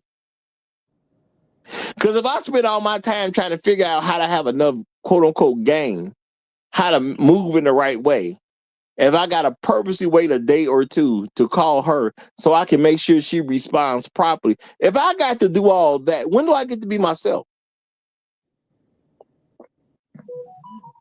Now, some people say, well, you could end up in a loveless marriage. Well, how does a person end up like that? Well, probably if you was somebody else trying to convince somebody to be with you, and then now that you quote unquote have her, you ain't really getting nothing out of it because you was being this other person the whole time, just for the sake of having her. I never understood being with somebody for the sake of having them. I'm gonna like who I'm with. That's just real talk, y'all. I'm gonna like who I'm with. It's one or two things going on when you see me with a woman. Either she new or I like her. That's it. I don't do the in-between game. Either she's new or I actually like her. Now, just because I like you today don't mean I'm going to like you in 6 months. It depends on who you develop to be as a person. But if you see me with a woman, it's either she new or I like her. I don't understand why I should do anything but that. But I'm supposed to have this idea that if I'm nice, I'm going to finish last, which means I shouldn't be nice to a woman. Why are you interested in a woman that doesn't like you being nice to her? Are you mentally healthy? As much as men care about women being with them and not being shared with other men, because let's keep it real, y'all. Men are territorial. We don't want our women mess around with a bunch of other dudes. Now, I understand women don't care about it like we do, but we're not women. We're men. So why would you want a woman who doesn't respond right to you paying attention to her? Why would you play that game? And then the crazy part is not just playing that game. Why do you expect something good to be at the finish line? I met this woman. I like the woman. I gotta wait 2 days to call her. Then if I go out with her and we have a good time, I gotta wait another 2 or 3 days to call her. I gotta do this. I gotta do this. I gotta present myself like this, and I can't be myself. And I think after all that, I'm gonna end up with something that I'm comfortable with. Once I do all this showman stuff, how does that make any level of sense? You gotta play a game. You gotta play a game, Roger. Yeah, Well, that's you what know, it is. That's You ain't that got playing game. that You ain't got game. game, Roger. It don't make no Roger sense, ain't but got no it's game. well, yeah, they want you to play that game, that stupid game that they want you to play. Some woman has told you to play that game to be silly and not be yourself, so that you can get somebody who doesn't like you and that's going to use you and abuse you. But they usually get that from another woman because they want something to play with. I've been told to play this game since I was a kid. I've been told you need to do this. If you like that girl, you need to do this so she'll like you back. I've been told this stuff plenty of times, y'all. I've met a lot of people in my life. I've had situations with a lot of people in my life, and a bunch of people told me that you got to play this game. Okay, so I'm not gonna act like I ain't heard about the game. I definitely heard about the game, but y'all know what I ain't never did. I ain't never played it. You're not important enough for me to play a game with. Well, Roger, they That's say real play talk. play stupid games, get stupid prizes. My thing is, you're not important enough for me to play a game. Who are you to get me to play a game? Now, I play a game when I want to play a game. I don't play games with women. It just is what it is. I don't care about what they think. She's not going to be my provider. Why would I play a game? That just don't even make sense. It never registered to me, and I'm pretty sure I'm going to die before it ever registers to me. I seriously doubt that I'll be alive long enough for that to register to me. I'm going to do what I want to do because I'm a man. It's that simple. Okay? Guys don't stop to think that all those rules were made up by women, and all they're doing That- is following the lead of women. yeah, it's girl logic, woman logic. Play Now, this I'm going to game, say, be fake, be phony. Play this game so that I can be crazy with you. now, I'm going to say this. Shout out to MJD the second. He says the original meaning of nice is an idiot, careless, clumsy. That's I'm sure what he meant to right there. Weak, simple, foolish, or naive. Now, MJD the second. Let me tell you this. That's not the context it's used in today. Women ain't looking up words. Let's be realistic, bro. So I'm not gonna say what you saying ain't true. What I'm saying is, why are we putting something on the table that don't even count? What woman even heard of something like that? No, let's deal with the context of how people are used. Yeah, I've said before, context does matter, y'all. Context does matter. Okay. I'm not saying words don't mean anything, but context also matters too. The women ain't dealing with that. They're just trying to get you to do stuff that you don't need to do so you can be so focused. They want you so focused on impressing them that you don't have time to think about what actually makes sense. I ain't got time to be trying to figure out how to impress no woman. The woman has time to figure out if she want me to spend money on her or not. That's what she got time to figure out. Do you want I me to spend some money on you or not? I just had a thought, so I want to pose a question. This is a legitimate question. Is it possible that all of these things that they put in the way of success in a relationship is to distract us from the fact that they really have very little to or nothing to offer? Well, I'm going to say women are extremely image conscious. Extremely image conscious. They worry about their image more than anything else. So I'm going to say that is part of the factor. It absolutely is. Because the thing is, she got to make sure she wins some kind of way. And if I can distract him and get my victory, then so be it. So I believe that's part of it. I think it works on a subconscious level. I don't think women understand that that's what they're doing. It's just a subconscious thing they do at this particular point, because women get things out the world by manipulating the world. It is very rare to come across a woman that simply just puts in work to get something. Most women manipulate things. And I'm not saying manipulation is I'm not saying she's being deceitful or anything like that. She manipulates the world simply by asking her husband for something. That's manipulation of the world. I want something. I have a husband. Instead of me working to get the thing, I just ask my husband for it. Hey, baby, it's a coat I saw, and I want this coat. Now she could do something to earn some money to get that coat. She could do that, or she could just ask her husband. Now, asking her husband is quote unquote manipulating the world, but it's not a negative thing, you know. But that's how women move. That's how they get stuff. Women don't fight battles for stuff. They usually just ask somebody, or if a battle needs to be fought, they try to get some man to fight on their behalf. You know, and it's worked very well for a lot of black women. That's why black women have so many men in fights and get themselves killed or get themselves in a situation where now they serving prison time over some broad, and she's fine, whether he was with her or not, because we think it's honorable to protect a woman's foolishness. But I got a few more guys that came up, so let me let these guys get in.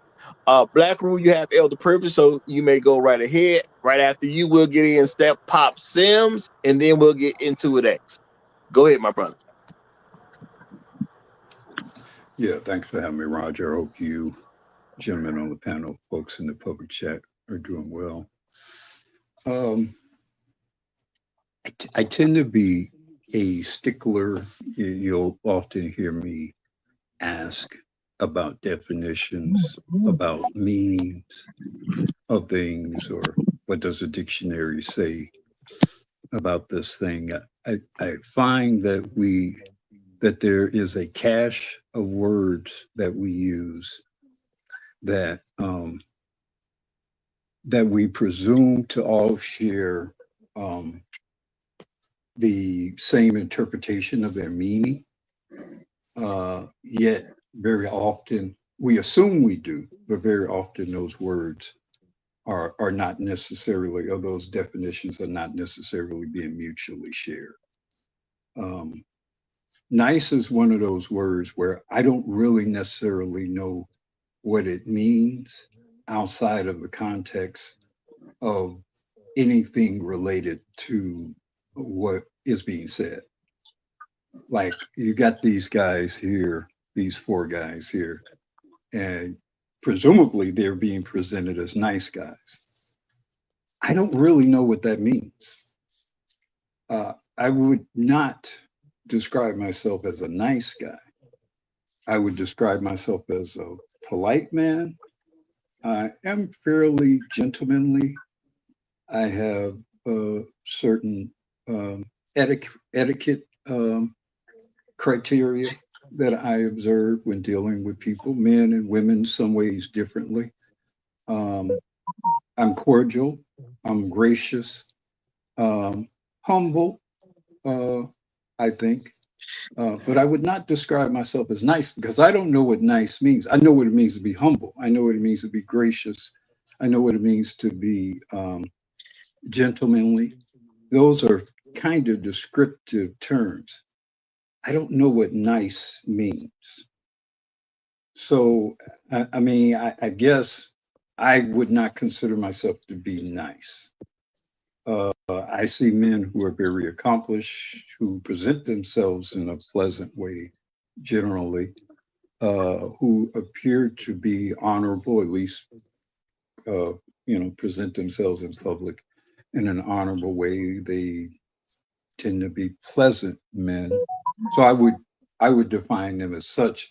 But being nice, I can see the negative connotations associated with that word, and so I would tend to avoid adaptation or use of it for myself, especially personally. So no, I would not consider myself to be a nice guy.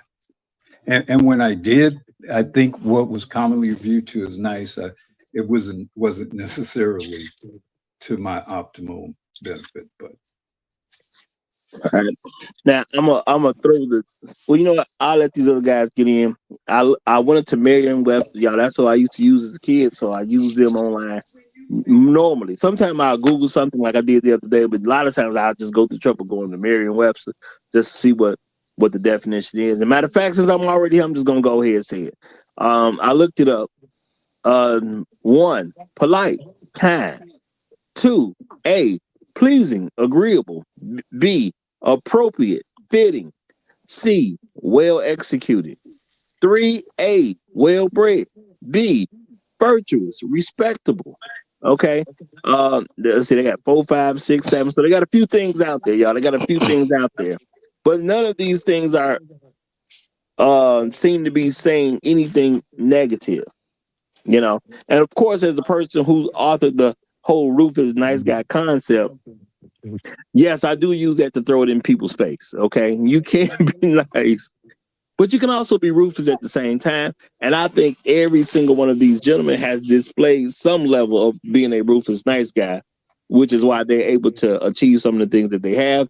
But that's neither here nor there. But shout out to the living legend, Robert Smith, because that's one of our living legends over here at the Rise Report Live. Shout out to him. But let me read this super chat, and then I'll get these other guys in. Somebody got a garbage truck in the background that we hear. Somebody has a garbage truck in the background we hear. Okay, shout out to the garbage man though. Okay, shout out to the garbage man. You know, guy told me decades ago. I said, "Why you a garbage man?" He said, "Cause $31 an hour. That's why I'm a garbage man." Made sense to me. But shout out to Landon. He says women in America know that they're not supposed to be treated well because they know for a fact that they are not good people. Hence, Pookie. You know what? I'm gonna say your subconscious rules you. And yes, when you're not a good individual, you know good and well your qualifications the nigga that refused to have a job. That's who you fit. So you go after the guy you fit. You don't want to, but your subconscious make you work with him. Okay? Because that's where you know you need to be. But Step Pop Sims, you got the mic, my brother. Hey, what's going on, Roger? You looked up the definition. The guy said the original meaning. There's a thing called etymology. And the etymology of nice is stupid and naive. The thing we talked about this a couple months ago, that words are spells. And if you don't know what you're saying, you don't know what you're going to be doing. Now, you said these women aren't looking it up. They don't need to look it up. That word has been passed down and passed down and passed down and passed down. They might not even know what they're saying, but that doesn't negate the meaning of the word. You understand what I'm saying? So you, like Uru said, is gentleman. You want to be a gentleman. That means you're still being a man, but you're a gentler version of the rugged man. You know what I'm saying? So you might have Shakespeare and you have Davy Crockett. Shakespeare will be the gentleman. Just as an analogy, I'm not saying Shakespeare was gentle, but you understand what I'm saying? So we, like Uru said, we use these words and don't even know what they mean, and then we put them onto ourselves. Like ancient African proverbs was, you name your child what you want it to be. Every time I meet a person and their name literally has a meaning, you can literally see those attributes in that person. So you don't want to be a nice guy. You want to be a gentleman. Gentlemen don't get messed and over. understand, every gentleman historically, every gentleman was a killer. Every gentleman was a knight. Every gentleman was a defender of the rim. So, gentleman was the cloak you put on after you wiped off the blood from your Wipe that sword. blood off yourself. Yeah. You know, the gentleman was not just some foppish looking, frilly kind of guy. No, this was him taking off the armor, putting down the sword or the axe or whatever, and how you behave when you no longer have to kill someone. That's what a gentleman is. A gentleman was a nobleman, a defender, who then now in peacetime, this is how I behave and present myself amongst peers and amongst women or ladies and even the peasantry. That's what a gentleman is. A gentleman was never just some nice guy, Yeah. not And to historically. Agreed. and to take my last 10 seconds that Uru snatched from me. Pardon me. I thought you were Now done. I'm sorry. I'm sorry. you all right, OG. Well, and so to answer the question, nice guys do finish last because stupid people always finish last. No, no, no, And I'll no, land it no. right there. Ooh, you did right to take his last 10 seconds because that's when he started talking crazy. You did right. Yeah. well, Yeah, well, I'm looking right now. It says that nice is a Norman term of origin 1066. So we're talking about nearly 1,000 years ago, I guess, created by the Anglo Normans, and Well, the French well, words do have interpretation meaning, of that but word. there's also Can you guys hear me? intent. yeah, we Talking hear you. about spellcasting. It's not just Yeah. it, it, The- it's not just words. It's intent. What's that? I thought that was you. No, that wasn't me. I'm well, not doing it. I'm not saying that. I was Well, Uru trying was reading the to say etymology for us. specifically, yeah, that's about 1,000 years old, or a little under 1,000 years old, authored by the Anglo-Normans, or the guys who came from Norway down into France and what we call as England or Britain. The French interpretation of the word of the Anglo or the Normans use of the word meaning to be silly, simple, and unsophisticated. That's what, at its origin, that's what nice means. Which, by the way, I think Mic drop. is what that word, I think that's what that word means to women. I think that's what that word intuitively means to women. That you are simple, that you are unsophisticated, that you're not savvy of what is being done or what they're attempting to do to you. So I think Exactly. they are maybe appropriately using the word. And that's why I tend to be a stickler about definitions and origins, because I know what it means to be polite, right? I know what it means to be gracious or humble. Being nice can take you in a lot of different directions that I don't necessarily want to be associated with. In fact, some of the people closest to me have often said I'm not a nice person, and I kind of rebel at that. I kind of, that's been a way of me protecting myself from some would-be misbehavior on their part, that they initially interpret me as somebody to not be trifled with. And this has Hmm. especially been said of women. They say, you're not a real nice person, or you come off as kind of mean, or you come off as somewhat aloof. And I'm like, yeah, good. I'm glad. I'm glad. I appreciate that is what you interpret Yeah. of me when you Well, witness me. well, Like you well, know how well I Oh, was you did get introduced the to the hold jump? word. fast, hold fast, y'all. Oh, okay. Hold Okay. fast, y'all. I I'll still call got somebody into for you. it. Yeah. I I got just turned to into it. run on the phone real Into it quick. still needs to get into it. Now I'm gonna tell you why I disagree with all that, but I'm gonna hold off and let this brother get his opening statement in. Into it X, you got it, my brother. What up, fellas? What up, fellas? Peace, How you X. doing? Nice guys finish last. No doubt. Based on the definition that goes around in America today, modern world, if you're nice, often it's taken for weakness. Nice guys finish last, no doubt. Now, I am no longer a nice guy. Raised in a home with mostly women, with the bad definition of teaching me of what it meant to be a man. I had to learn the hard way. I had to learn God had to build me up brick by brick in order to know what being a nice guy with. And we can go back and forth on this and as gentlemen, but Roger's just being a little bit manipulative with the nice word. But we all know what nice we're talking about here. We're talking about that nice that women look at as being too nice. There ain't nothing that'll turn the pee off more in a woman than being too nice. There's nothing wrong. Now, I'm often, still today, people come to me and say, "You're real nice," you know, and that's because I've changed into not letting people manipulate you, and that's women are naturally by nature manipulative. It's a part of their nature, and it's not a bad thing. And I think Roger was trying to go there. It's not a bad thing.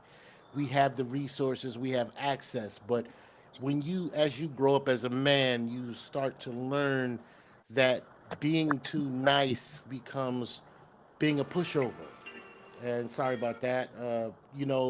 So where I come in is, a woman is supposed to do what we call, and I don't want to use too many bad words, but a woman does a shit test in the beginning of relationships, and she's supposed to test you based on how you handle certain things in life. And I will say this: I used to be a person who believed that women were the nicest sex. I used to be that. I used to be that guy. I'm no longer that guy. And I wouldn't teach my son, and I talk to my son all the time. I wouldn't teach the younger man to be too nice.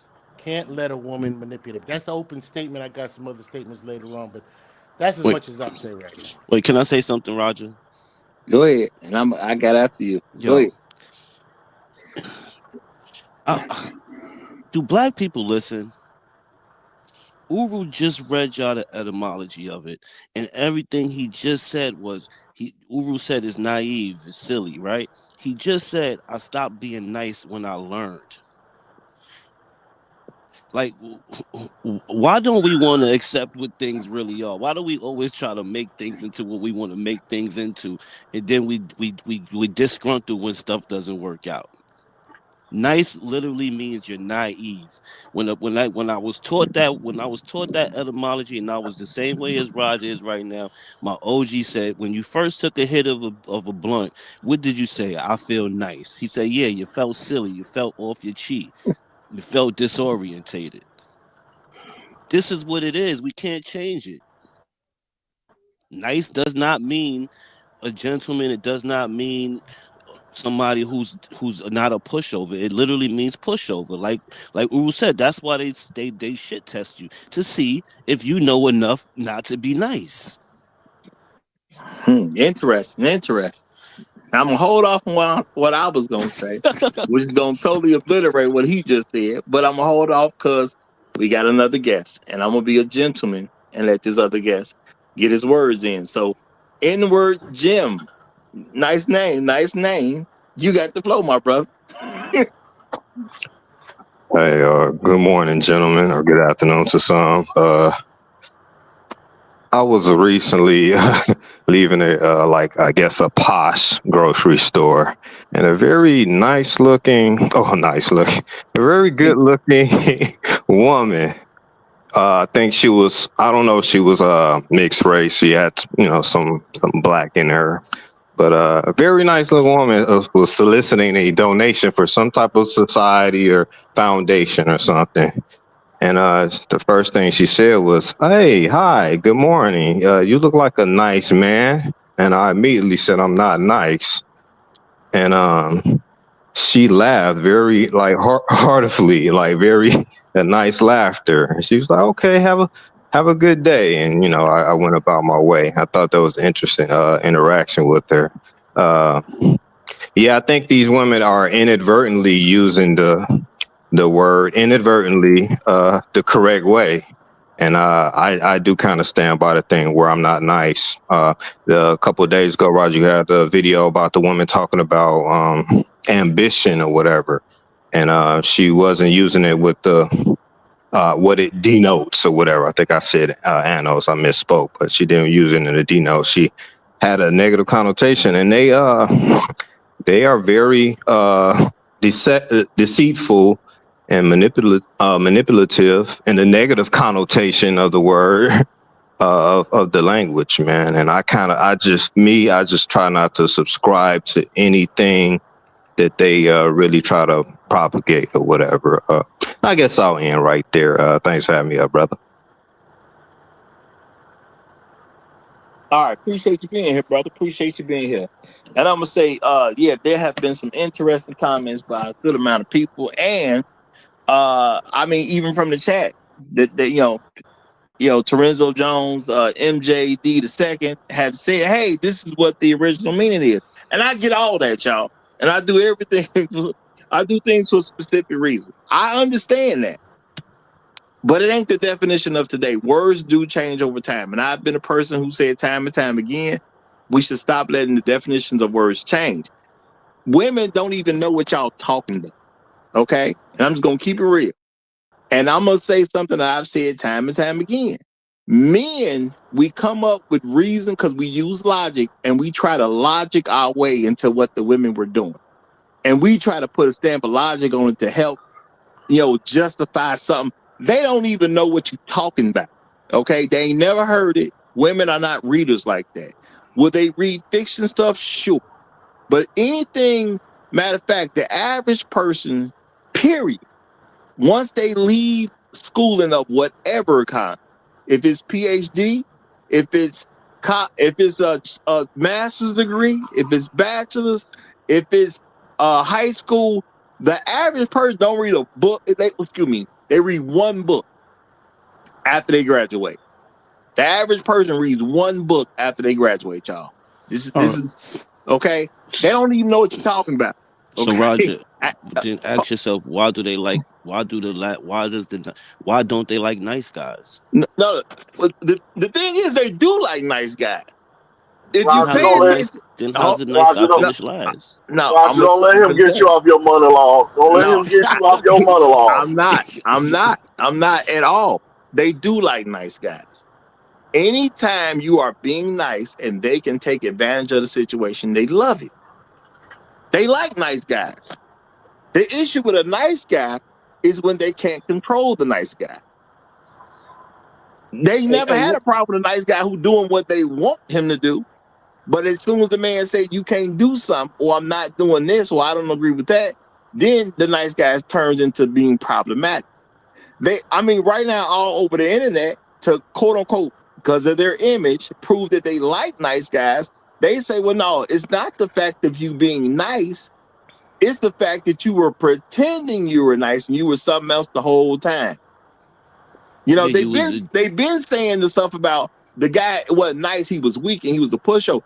They tell whatever story they think they need to tell to get you to buy into the mess they trying to push. Roger. I don't know. I don't know what nice guy. I don't know what nice guy means. I really don't. Again, I know to have certain traits that would be considered to be, again, pleasant or gentlemanly or gracious or humble. I know what those things mean. Those things directly mean something. Nice can mean a lot of different things. Is Michael Jordan come across as a nice guy? Absolutely when I look at Michael Jordan, I don't see a nice guy. Absolutely no, not. I don't see a nice. I do not see a nice guy. No, when I look at Kobe, I do not see a nice guy. No, no, gentlemen. You see gentlemen. That's not what comes to now. Can Kobe be gracious? Could Kobe be gracious, pleasant? He was very intelligent, spoke X number of languages. Yeah, I can speak to certain very positive traits he had, but when I think of Kobe Bryant, I don't think about a nice guy. I think of a fucking Mamba. Okay. Some of the greatest men. I don't think of Muhammad Ali as being a nice guy, for example. Not at After you all. read your super chat, I want to get in after Uru's done. All right. And And then I let me do get in after Black Reset. I do want to mention this, y'all. He just named a few people that I didn't put up there. Okay. Everybody who's up there was picked for reasoning. Okay. And so yeah, Michael Jordan, Here's the not a thing. nice guy. But is Michael Jordan pleasant in public? Does he come across as an honorable man, a gracious man? Yeah, he does. Generally, as far as I know about him. But he doesn't come off as a nice guy. He doesn't come off as a nice guy. And I am not saying that people have to be a nice guy. That ain't even what this is about. And that's literally why Michael Jordan didn't make the photo. Okay. Because he does come off in certain ways. And I Michael couldn't Jordan or Michael B. honestly Jordan? put up Michael What we talking Jordan. about? Michael And Jordan or Michael B. Jordan? Well, no, here's we the talking thing. about I've Michael seen Jordan. I've seen interviews of LL Cool J. He in those interviews, he don't come off as a nice guy. Not at all. He come off as a dude that came up in the 70s and 80s in New York City. You don't come off as a nice guy. I think none of these guys are pushovers. I don't think any one of these guys are pushovers, but they all have a reputation of being a nice man. I've met LL himself. He came off as a very nice man. He definitely came off that way to me. That don't mean he a pushover though either. Okay, it's not like nice means you're a pushover. So what I think what we're seeing right now is what I've said before. Men have a way of protecting women. That we have a way of doing something naturally that we're going to protect women. At the end of the day, we are talking about something that women have no clue about in order to protect them. When they say nice guy, they're not talking about a nice guy. That's why every time they have a conversation about do nice guys finish last, they go into the person is not a nice guy, he's a pushover, or they go into the person was never a nice guy, he was faking. No, I don't agree with that. Me neither. Me neither, I Roger. don't agree with that. Look, women naturally, let's go back to the shit test. Women are naturally manipulative, but oftentimes women give this shit test to see how much they can manipulate a man. Okay, so the nice guy may finish last because he's getting leftovers. He's getting recycled pee. Most of the time, the nice guy is the guy that's marrying on the other end with a woman who has kids. She's already ran through Pookie and Ray Ray and all them other people. The nice guy is there. He's trying to be there. I don't agree. See, a woman's job is to the manipulation word is wrong. She's gonna manipulate you as far as she can, as far as she wants to. Now you can Every come off woman as does nice. that though.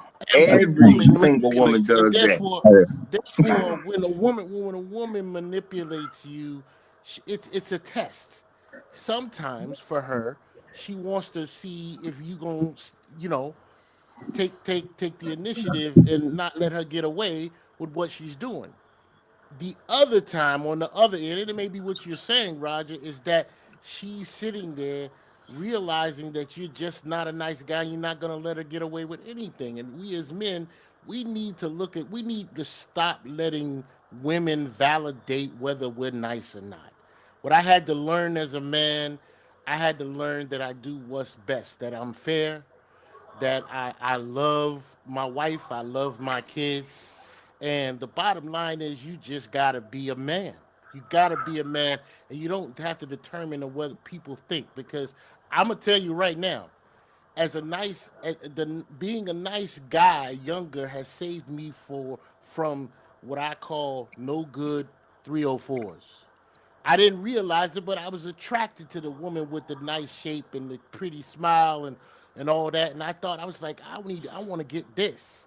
But when I realized what I needed to do in order to be with that woman, or how she needed to manipulate me, God just moved me away from her. It was like he protected me, because my own values in myself said, this ain't for me. And it wasn't meant for me. And therefore, I lost as a nice guy, and somebody else ran through that. We need to understand that we have to run our own.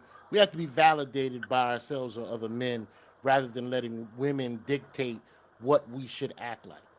And that's why y'all should be agreeing with me, but you're not. But I'm gonna help y'all. Don't worry about it. Shout out to Terezo Jones. He said it's about presentation. Present plus eight shine. To present and shine. Think about it. It's shining. No, not Pennywise. Speaking is alchemy in motion. Appreciate you, my brother. Appreciate you, my brother. And also shout out to Shark Sam. He says, nice guys get used. Gentlemen do not. Now, I'm gonna say this, y'all.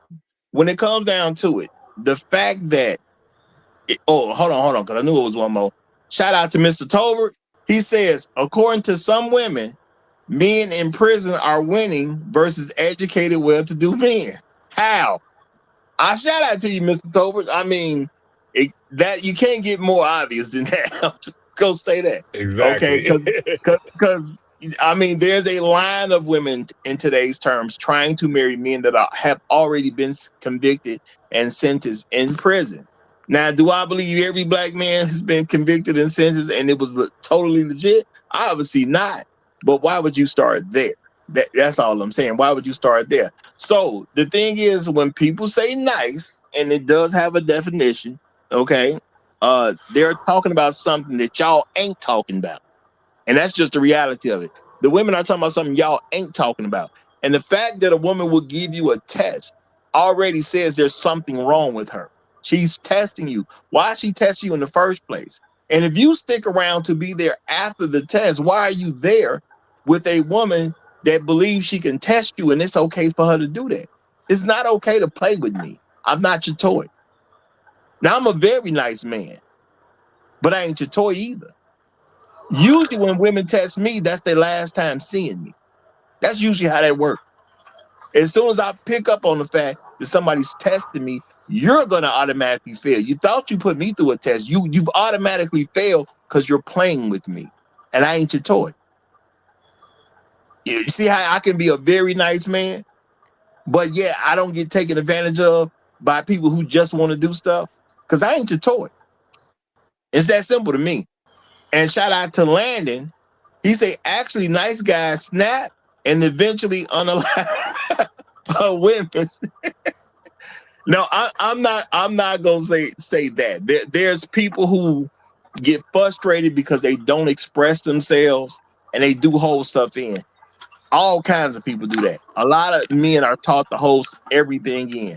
Quote unquote, never be emotional, never yell, control yourself at all times, and they hold stuff in, and then at some point the explosion is gonna come. You know what I'm saying? I don't believe that's a proper way to be a man. As a man, you do actually have a full spectrum of emotions, just like everybody else, and you have to learn a good way to take care of those emotions. But you don't hold stuff in. You trap stuff in, you're gonna explode at some point. Now, what I'm saying is, as a nice man, women like to be around nice guys too. It's just a problem when it don't work for them. Because there's a idea that if you're nice, I can take advantage of him. Because people propagate that idea. It ain't just women no more. Men propagate that idea too. Yeah, you can be around me, and then you try to take advantage of me, and I slapped you. What now? I'm not nice anymore because I slapped you. Wait, hold on, Roger. You said people think when you're nice they can take advantage of you. Yes, because that's an I idea wonder. that people have propagated. I wonder why. No. The thing is, it's an Yeah, idea see, that has been and propagated for a long time. Why would I? There are a lot of times. Again, I said I think I'm generally, pleasant when I need to be, gracious and whatever. But sometimes I'm intentionally not nice for the effect of control, some way even for dominance, or to set a certain tone for how I expect things to go. And like I said, people, women in particular have said, I'm not a nice guy. No, I mean, I don't really care, that they say that, although What I know is what they're saying is indirectly a compliment to me because it means that I'm not to be trifled with. And then I'm inclined to respond a way in which they won't find to be pleasant or accommodating to them. So, I mean, I don't have any motivation. I guess my point is, I don't have any motivation necessarily to be perceived as being a nice guy. I consider it to be kind of frivolous because it's largely situational for me. There are some times and some situations where it is to my benefit to not be particularly nice. So that's when I don't, this whole be the ruthless nice guy. Okay, but I'm going to be pleasant where I need to be pleasant. I'm going to be polite where I need to be polite. I'm going to be humble, I guess, where I need to be humble. But it's all going to be situational. I don't have any general sort of quote nice guy facade or presence that I'm manipulating. It's going to be very much situational, personal, relationship in terms of relationships. You might get and experience a very different kind of guy from me based on different sorts of factors. So no, I'm not by default going to be quote the nice guy, even in this favorable way, I guess Roger defined it to be such. And I think for Black men in particular, you have to be an asshole in some situations to get some stuff done. You got to be somebody that somebody is going to be a little bit afraid of and think is a little hostile. And in some cases may even think might get some hands laid on them premature. You know, that to me is more effective than just being this nice guy. Now, these guys are personalities. They make their money in a little bit different from Robert Smith, but generally they make their money and an image and whatever. So, they have to publicly appear to be nice guys to affect their particular business interests. But I don't look at them necessarily as an idea about how Black men in general should present themselves. I think a lot of cases, some of the best, most effective men that I've seen would not be interpreted by many as being nice. Hey, Uru, you remember that Barbara Walters, Sean Connery interview when he said, "Yeah, sometimes you gotta slap a chick." Yeah. Yes. Sean Connery is And, the epitome of a years and gentleman. 2 years later, and 2 years later, he was People Magazine's sexiest man alive. After That is a gentleman. That is not a nice guy. That's a gentleman. A gentleman yeah, gets all the nobody bras ever confused and Sean never get Connery pushed with over. being a nice guy. Thank you. He Okay. was laying hands all over them chicks in the Bond movies. Well, I'm gonna say too, though. I'm gonna say too. At the end of the day, it ain't like you can't slap somebody and be nice the whole time. I done slapped people before, and it's just, hey, this is a matter of business. It ain't personal. I ain't even want to slap you. You just put yourself in a situation where you need to be slapped, and because I'm a nice guy, I slapped you. Roger, Did you don't slap him make the nicely, or? Roger, you don't make the definite. You can't make your own definition of a I word, did not brother. make the We're definition. telling you what the No. definition You're is. telling me what the Wait, etymology hold is. on. Hold on. Etymology is what something used to mean. That No. is by So definition then what if that's etymology the is. case, nigga used to mean what it used to mean. Now it means a term of endearment and you my homeboy, right? To certain people, which is why Let I me don't let act a No. certain way. You see what you're doing right now? let The let word me is the get in here word. so I can help. Let me get in here so I can help clear this up, y'all. Dance, short Sims, you all over the place. Stop it. Listen, man. But Women hold on, are hold agents. on. Let me read this before you say it. Shout out to Landon. He say, Sir Squabbleton, Lord Van. Hey, sometimes that's just necessary. I you know, I I just saw. Well, let me just say it real quick. I just saw a clip yesterday. I was thinking about using in the future, but it's a guy on the internet who just got slapped. Somebody slapped the taste out of his mouth. but he was playing with somebody's wife. That don't mean the guy who slapped him not a nice man. Somebody played with his wife and he had to slap him. That's not I want to slap you. That's just you're doing something where I need to slap you. It's a different thing. But go ahead, brother. Go ahead. Women are agents of chaos and confusion. All right, so let's start there. And this is talking about the word nice and the etymology of it. They are agents of chaos and confusion. They often say things that don't mean anything in order to sow chaos and confusion so they can manipulate you. Most of the stuff that they say, most of the things that we as men take from them and begin to repeat it doesn't mean anything. That's why we get these kind of arguments as men, because this whole nice guys finish last thing, this came from a woman. It doesn't mean anything.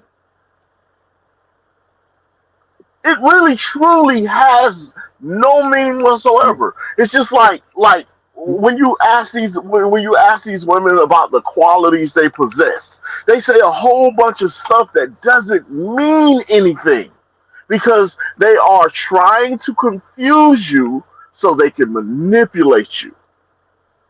Wait, so how does nice guy? How does Okay, I don't. First of all, I don't think a woman made that all the term. more reason.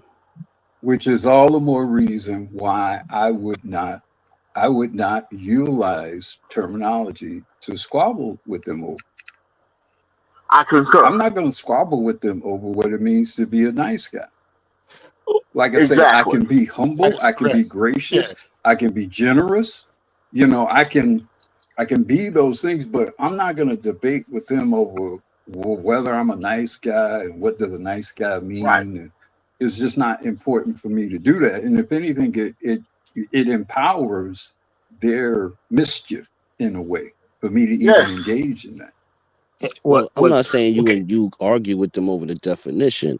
I'm just saying that you should know the definition. So when she says you're not a nice guy, you already understand that she respects your gangster and she understands she can't get over on you like she would like to. That's all I'm saying. I'm not telling you to go in a beauty salon and tell them, well, the nice guys are stupid, but they know it already. That's why they use him as the last resort. That's not what I'm saying. We're That's what I'm arguing saying, amongst though. men. No, we're arguing amongst men about what a woman said. And I'm telling you That's the problem. And I'm telling you I'm answering the question Roger presented. Do nice guys finish last? Yes, they finish last because they are silly enough to take her when she's on her way out. She has nothing left to offer. She's a manipulative person who's going to use him and abuse him. That's why the nice guy finishes last, because he gets the worst of her. But the thing is, the nice guy The nice guys doesn't finish last, bro. What Roger presented was an argument that women make. This is what he presented. He presented an argument that women makes, and the argument doesn't make any sense at all. Hey, Roger. Represent the argument for us, Spanish, Roger, when you get a chance, please. Break that back down, for the people who's going to watch it later on, and they can understand what Darth Vader's saying. All right. Now, shout out. You know what? Wait a minute. Hold on. We can throw out several different. Hold on. Let me read the super chat before you say something else. Let me read the super chat before you say something else. Okay. And John Amici Gay Hooper says, and hey, that's his name. Don't say nothing to me. That's his name. Okay. Black women contort terms to harm black men. Black men contort terms to play Highlander. Any productive black man is a lame and nice guy. Rationale varies per the Roger Report breakdown. Black men. Hey, appreciate you, brother. Appreciate you. And yes, his name is John Amici Gay Hooper. That's right on the screen. So just everybody who's trying to say something is right there on the screen. John Amici Gay Hooper. It wasn't me. He was playing. Roger. In Spanish, nice is simpático. Okay, simpático means friendly, likable, charming, pleasant, lovely, genuine, decent. But So I think that we should just go get some Latinas. Good. Yeah, there you go.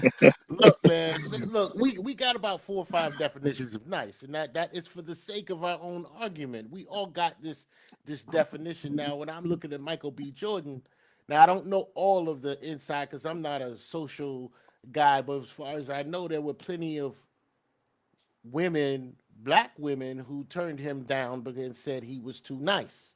Now, the problem that I see with that is that we all men, we agree here he's not what we consider to be a nice guy. And what these black women are saying, he need to be a little bit more gangster. Well, we all know that's we're not gonna just be that just because a black woman says so. The definition that I thought we were talking about was the one where people look at niceness for weakness, which often our women often see in a man that they want to manipulate. Now, we're gonna have to get the definition right because we can't go based on everybody's definition out there. To me, nice guys finish last. And the truth is, that's based on my relationship with women and that relationship I've had with black women, even some other women of other races, that if you're too nice, you can be very highly you can be manipulated. And that can be good for her or bad for her. It's according to what she's looking for. But ultimately, we've got to look at it one definition of what we say nice is, because I see about 3 or 4 out there. I hear everybody saying the different things.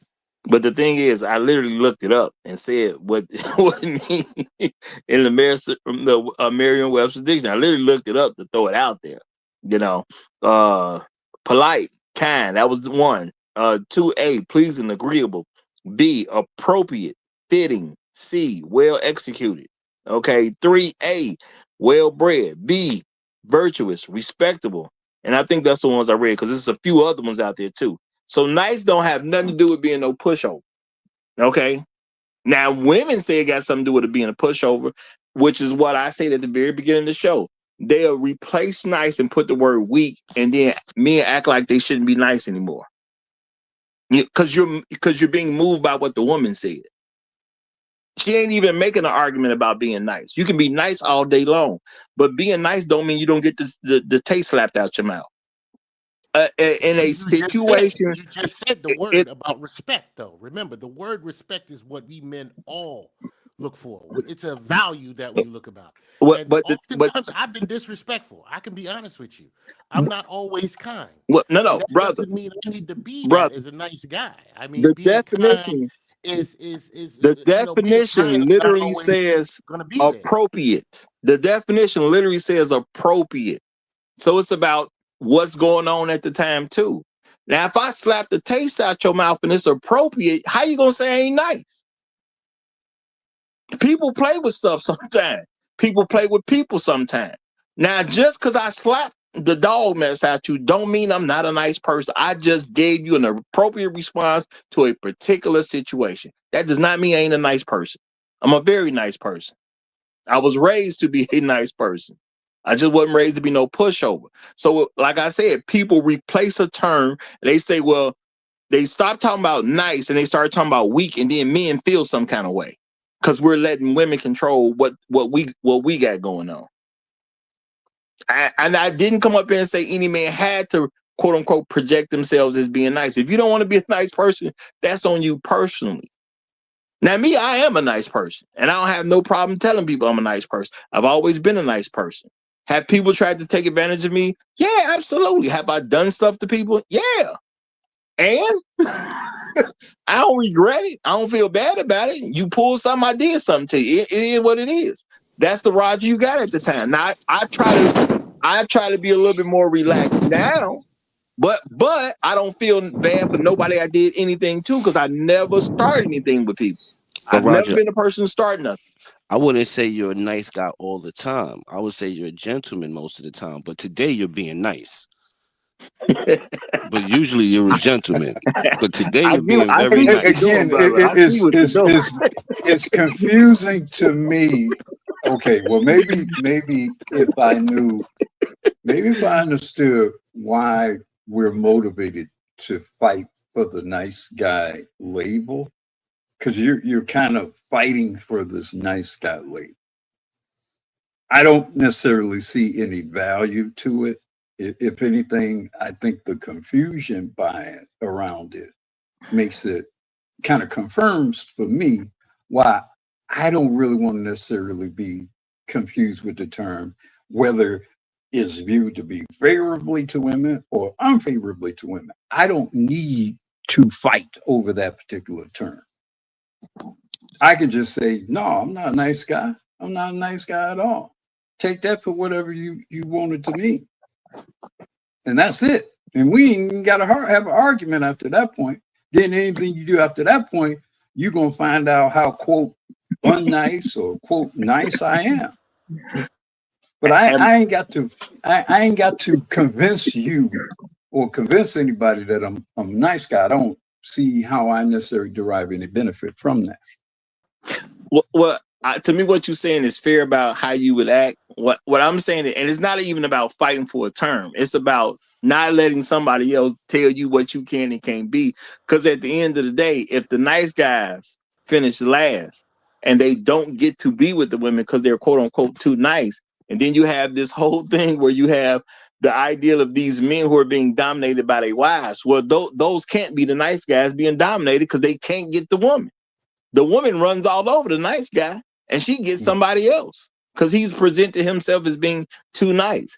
And then, and what I said earlier too, if I call you after we go on a date, we have a good time, and I call you the next day, and someone interprets that as he's being too nice, why would I want to be attached to a woman like that?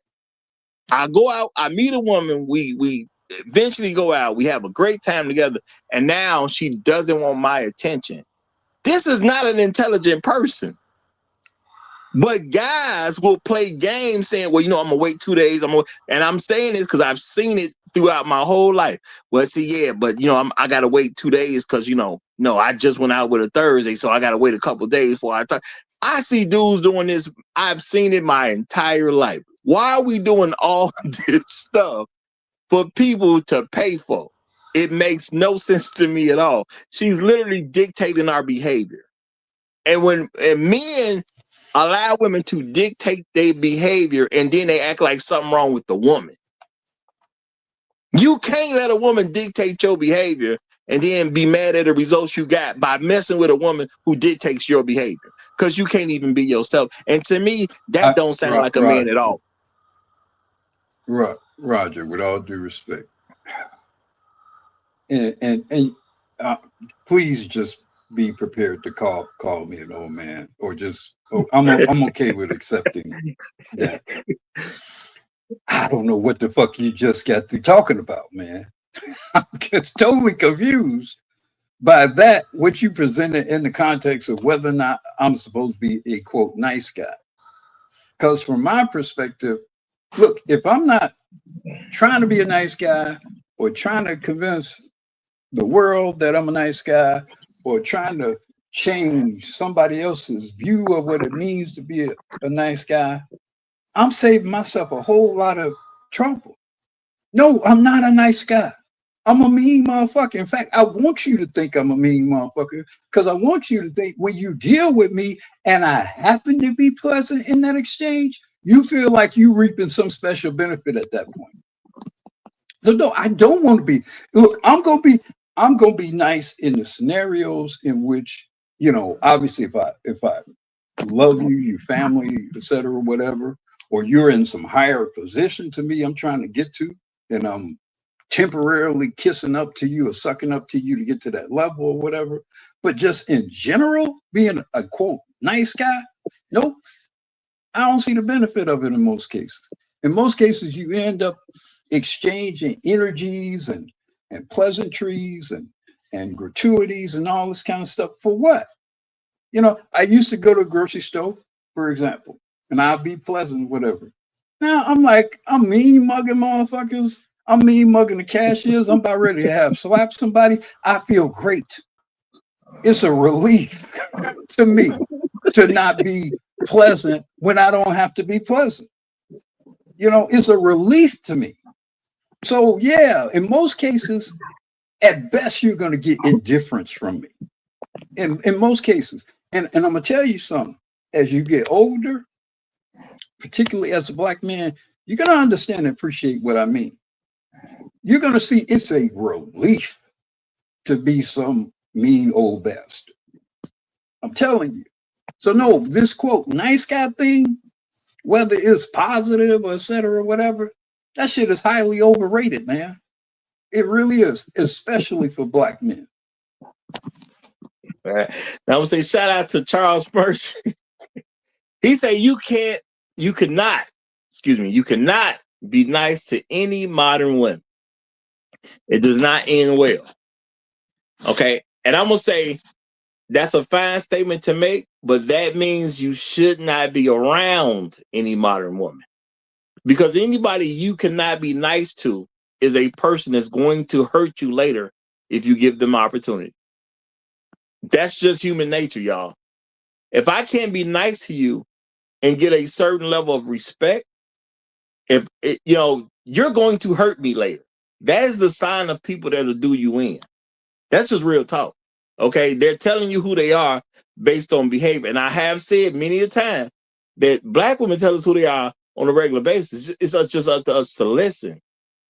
If I can't be nice to you, I can't have you around because you don't know how to take it well. So what are you going to do? You're going to eventually try to do something that's going to harm. All right. Shout out to Gregory Scotland again. He says, salute, Roger. It is so goofy when a black woman says a real man, and then you have black men trying to convince these birds that they are here to make sure not to upset them. Now I'm gonna say that's very true. And my thing is, being a nice guy is nothing that I believe I need to convince you of. I'm going to be nice because that's how I was raised to be. I think when it comes to America, as a black man, you should come across as a nice person because it helps you throughout society, because society is so anti-black men in the first place. Now, me giving you an appropriate reaction to you starting some mess with me, I don't see myself as any less nice. Now, have I stomped somebody out before? Yeah, but that was their fault. It wasn't mine. They did something, I react to what they did. I ain't started. I would have never stomped them out if they wasn't tripping. They was tripping. You know what I'm saying? So it is what it is. If you don't start none, ain't gonna be none. I've always been that way. Okay. Have I went to help somebody else who got into it with somebody I know? Absolutely. I seen somebody mess with my brother. I came outside, wore him out. Okay, it is what it is. Do I somehow see myself as not a nice man? No, I think I was a very nice guy. I protected my brother. That's what a big brother is supposed to do. So I'm not saying you're moving away trying to convince people. What I'm saying, and Great Black Reset is right. It is a nonsense thing that women present about this nice guy finished last, because when they talk about who finishes last, they talk about very weak men. That has nothing to do with whether you're nice or not. Weak is weak. Can you be weak and nice? Yes. Can you be mean and weak? Yes. Okay, like I said, I just seen the guy now, and I think he do it for social media reasons. He was with somebody that I don't know these people. I know they was with Rampage Jackson. Y'all, I'm probably sure y'all can find it easy. They was with Rampage Jackson. Some guy, if it's the same guy I think I saw from another video, he might be like a professional boxer. He probably just not a well-known professional boxer or something like that. And he's a smaller guy in comparison to Rampage and the other guy. I don't know the other guy name, big dude. But dude start kind of playing and kind of cracking the jokes like he was interested in his wife. And the big dude slapped him. Now, do I think the big dude is not a nice man because he slapped the guy cracking jokes as if he's interested in trying to take his wife? No, I don't think that at all. The big dude might be a very nice guy. But he said it's his wife. How can I be upset about a man slapping somebody trying to act like they want to mess with their wife? And the clip I saw, the guy had his hand reaching toward the guy's wife. As soon as the wife said, "Don't touch me," and the guy literally was reaching out to touch her. I think he did actually touch her too. He slapped him. And he clearly had been annoyed previous to that slap. You know what I'm saying? So he was already annoyed by the guy, but he didn't slap him until he touched his wife. Now, I'm supposed to look at this guy and say he's not a nice man? But no, the dude did something inappropriate, so he slapped him. It's that simple at the end of the day. Now, I'm saying I think he do it for social media reasons because I saw another clip where Rampage Jackson told him, you need to apologize to that man. And he like, well, the guy slapped me.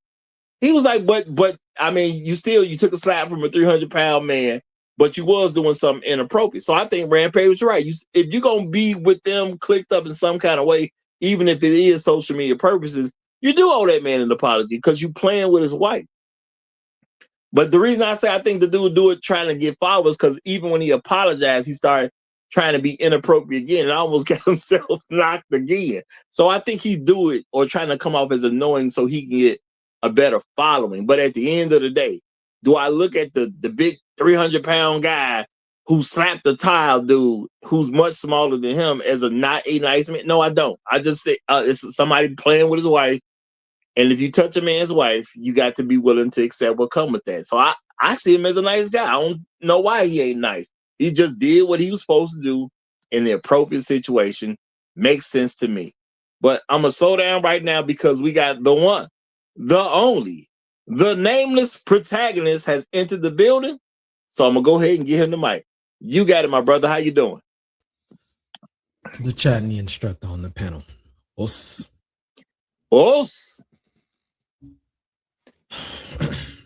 Well, I want to piggyback on what Uru was talking about earlier.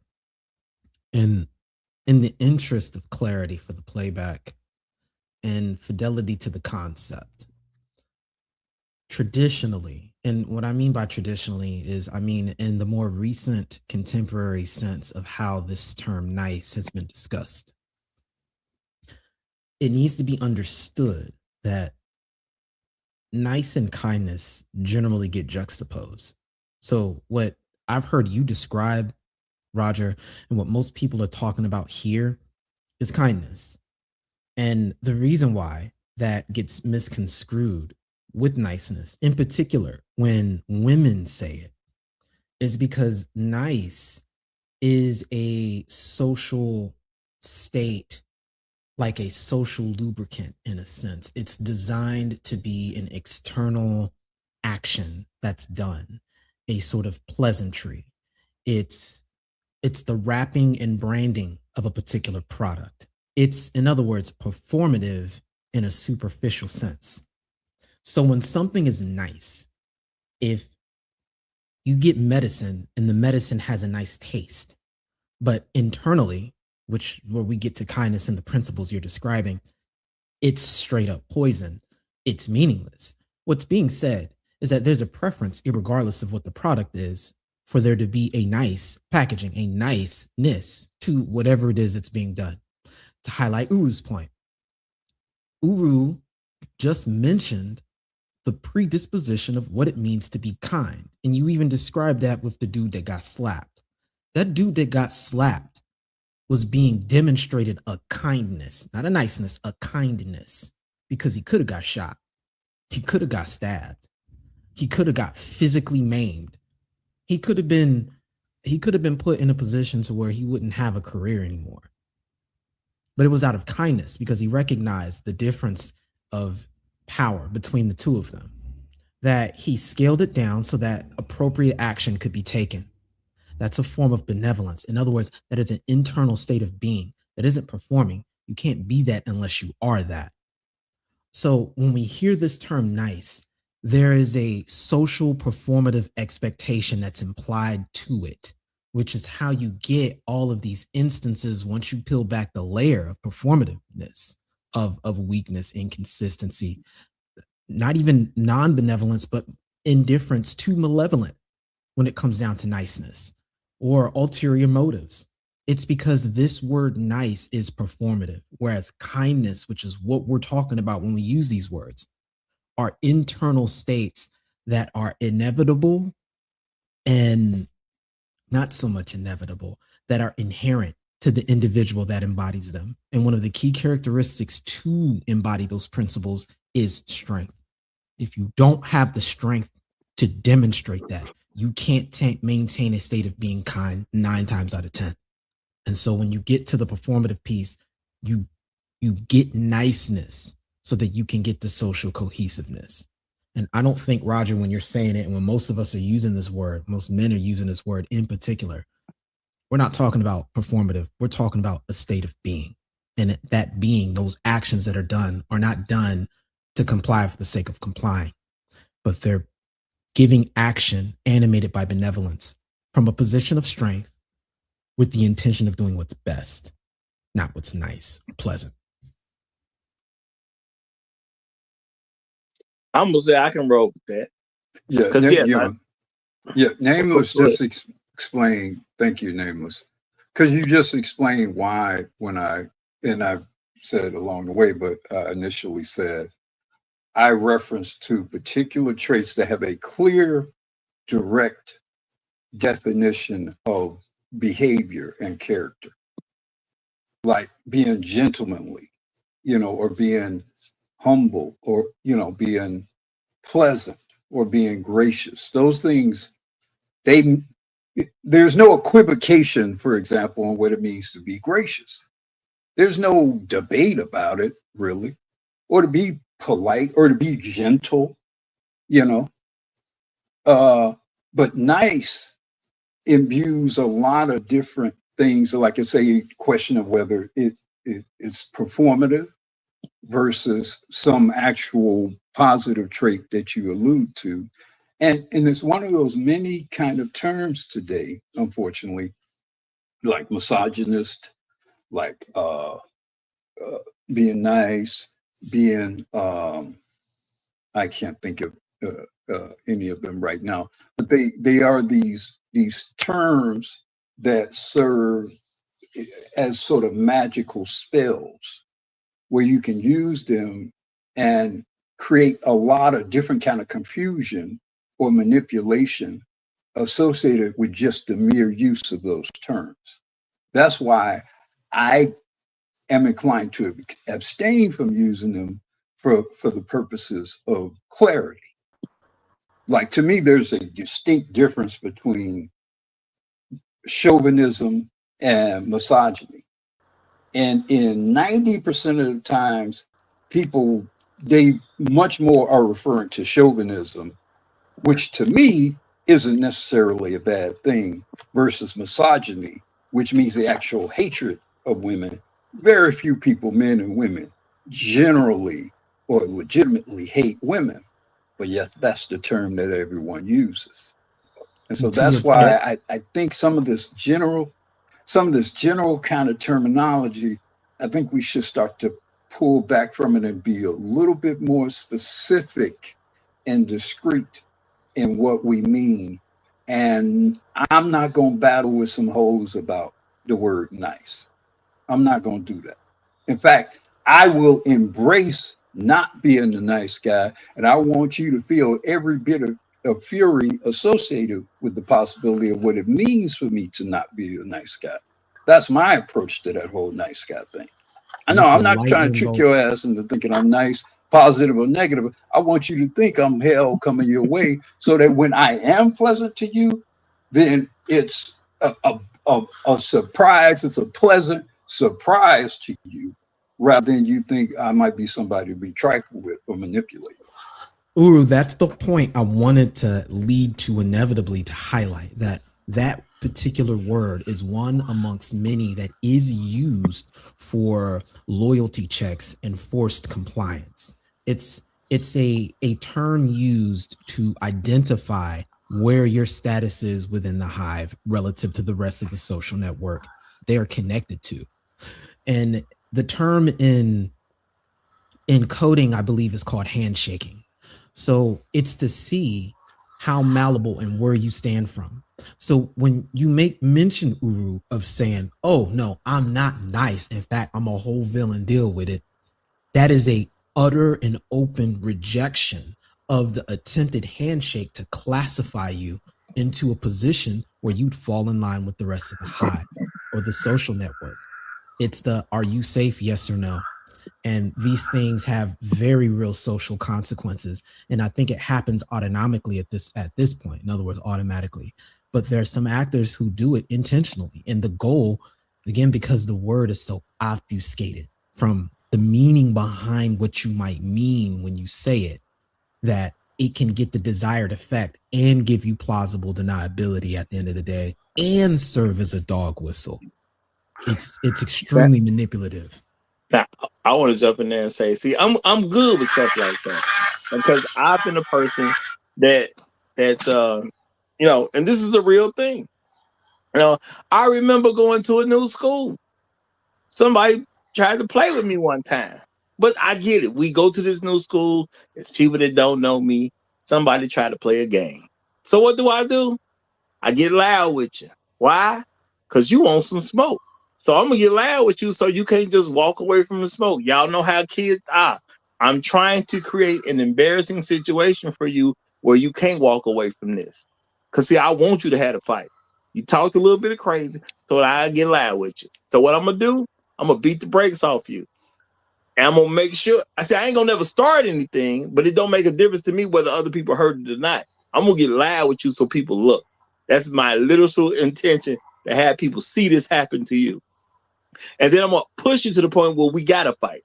Because you just can't walk away. Little kids got pride. So you just can't walk away. I'm gonna put you in a position where you just can't walk away. You're gonna look crazy just walking away. Now I'm gonna beat the brakes off you, and now everybody gonna know I'm the dude not to play with. But Now, Roger, does that mean I'm not a nice person? did anyone bring up the dual mating strategy? Because I know the Great Reset got to jump in, but I just want to ask before we go forward. Did anyone bring up the whole idea of the dual mating strategy as to a big reason as to why this gets articulated the way it does? Not particularly, but I have kind of implied it, but not particularly. But I want to say this real quick. Okay. Because one of y'all said something about being a misogynist, and I'm gonna tell y'all something I've done with folks. They say, "Man, you a misogynist." I think Great Black Reset said it. He said, "You a misogynist," and I said, "Yeah, I give great misogynists." Now I understand those two things don't go together. Okay, but I tell you, yeah, I get great massages. How'd you know? And they'll look at me crazy. That's not what I'm talking about. And I just simply say, well, what do you mean?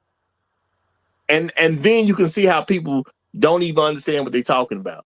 They have now that you say throw the definition on the table, and I don't understand what you mean, because you call me a misogynist, and I say, yeah, I give great massages. How did you know that I give great massage? The words are close enough that they'll think you have no idea what you're talking about.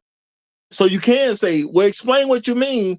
And a lot of times people get shut down because now they're confronted with the fact they don't even know what they're talking about. It's hard to get on a person about something and you can't even explain what you talking about. You the one said something about me. And all I said is explain the thing that you're talking about me so I can understand where you at. And you can't explain it to me. And I just tell a lot of people, look, whatever you think you're talking about, since you clearly can't explain it, you probably don't even want to use that word anymore. Because you don't even know, you clearly don't know what you're talking about because you can't communicate it to me. I'm the person that don't know what you're saying, and I'm asking you what you're saying, yet you can't communicate it to me. You probably need to take that word out your vocabulary. Just real talk.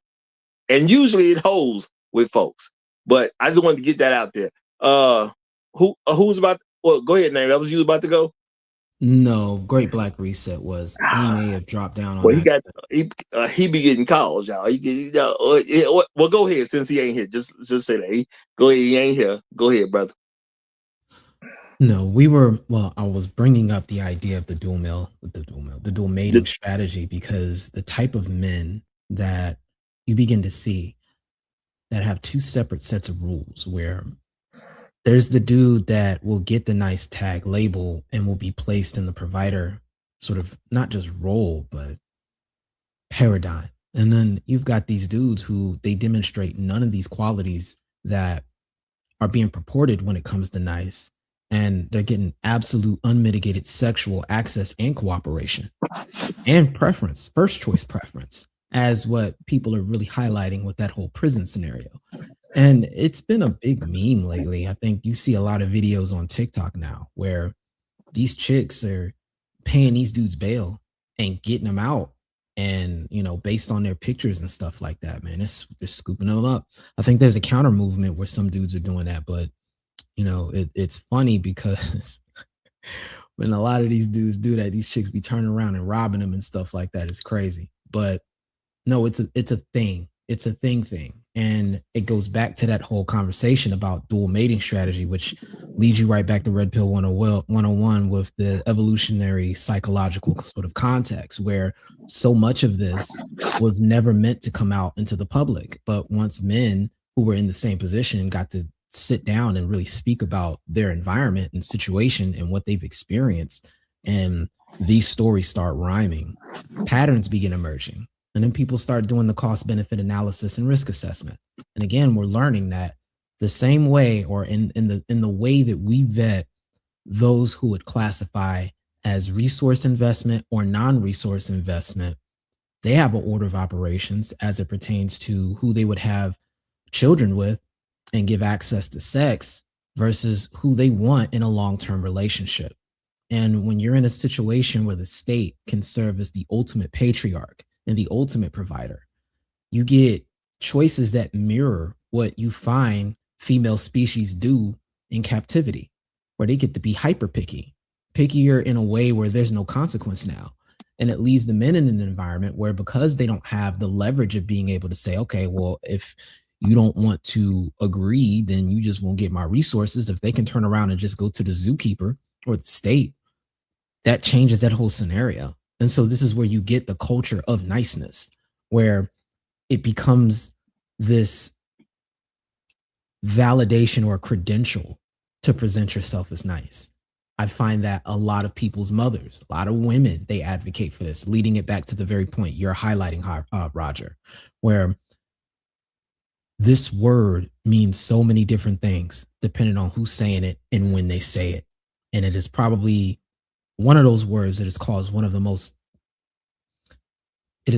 most harm and confusion when it comes down to describing values than probably any other word. And I concur with the idea of abandoning the term and being very specific about what we're talking about. I don't even use the word nice no more. I just say kind, or I describe the specific characteristic that's being observed. Because you will find the more you deal with women, the more you realize nice is something that will never come up. There's too many illustrations of people being treated like absolute garbage, and they won't leave them. They won't leave them. Yeah.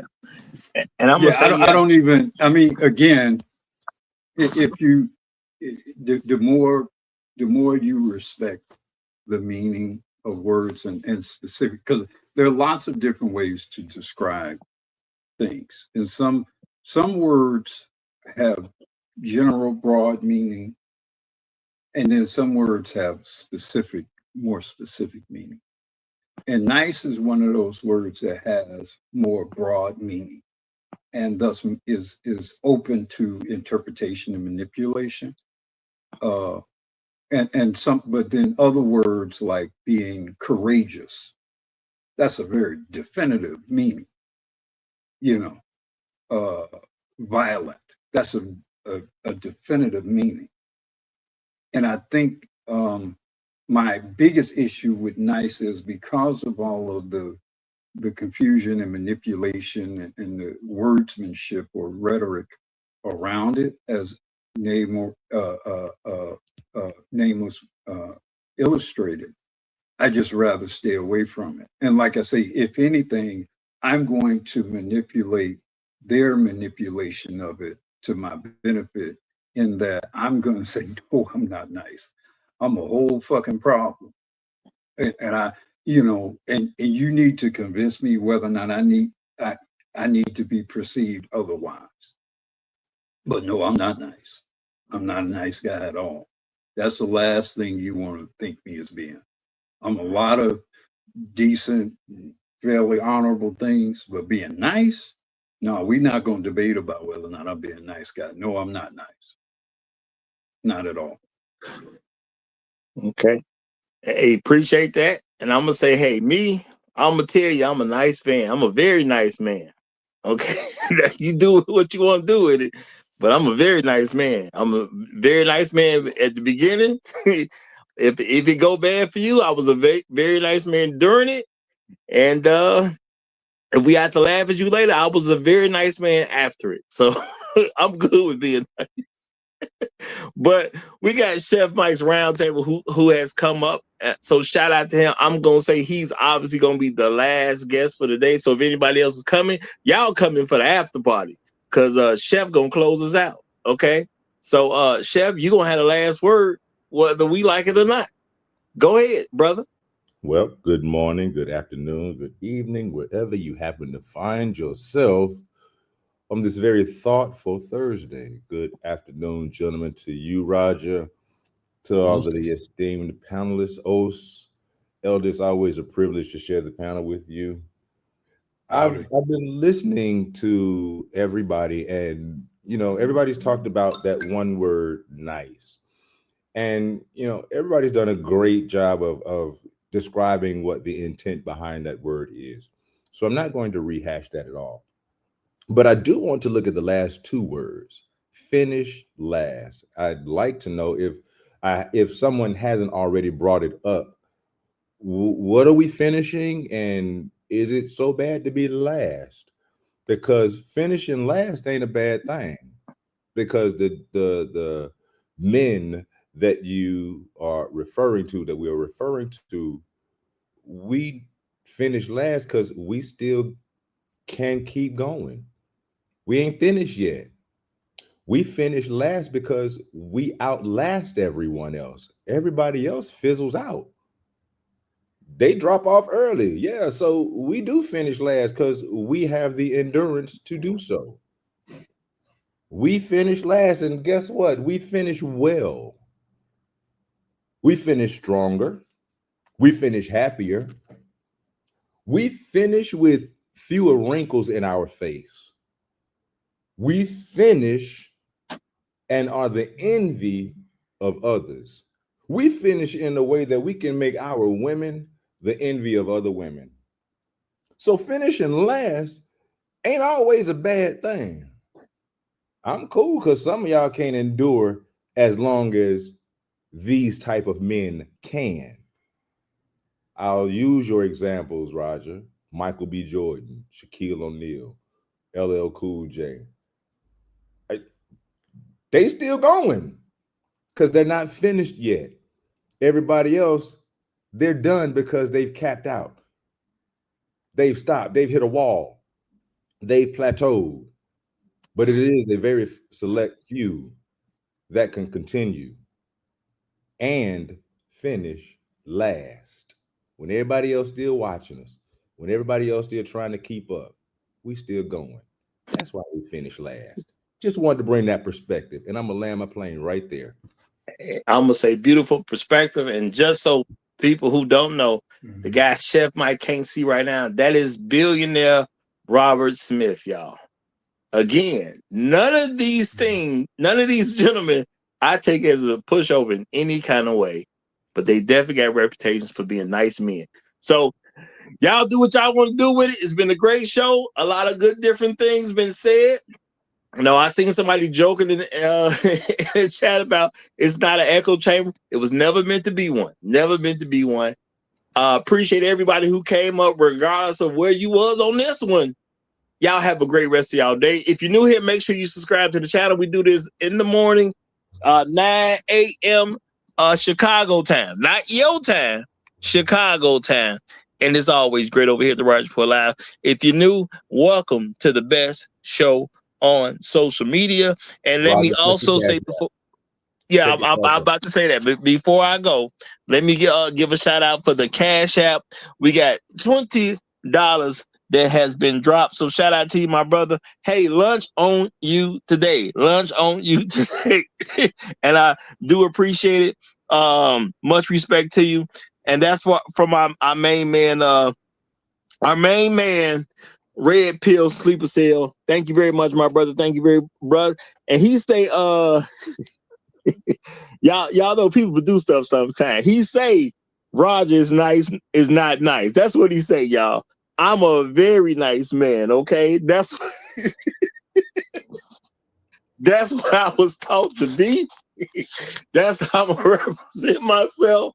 That's how I represent my family. I'm a very nice man. I don't care what y'all say. I'm a very nice man. But even nice men gotta handle business sometimes. It just is what it is. I'm a very, very, very nice man. You should enjoy being around me. If you don't like me, I think something wrong with you. Real talk. And I ain't saying that to be arrogant. I'm just saying that because I'm nice. But y'all have a great rest of y'all day. Long live the Habitual Line Steppers. I'm Roger. I'm right. And I'm out.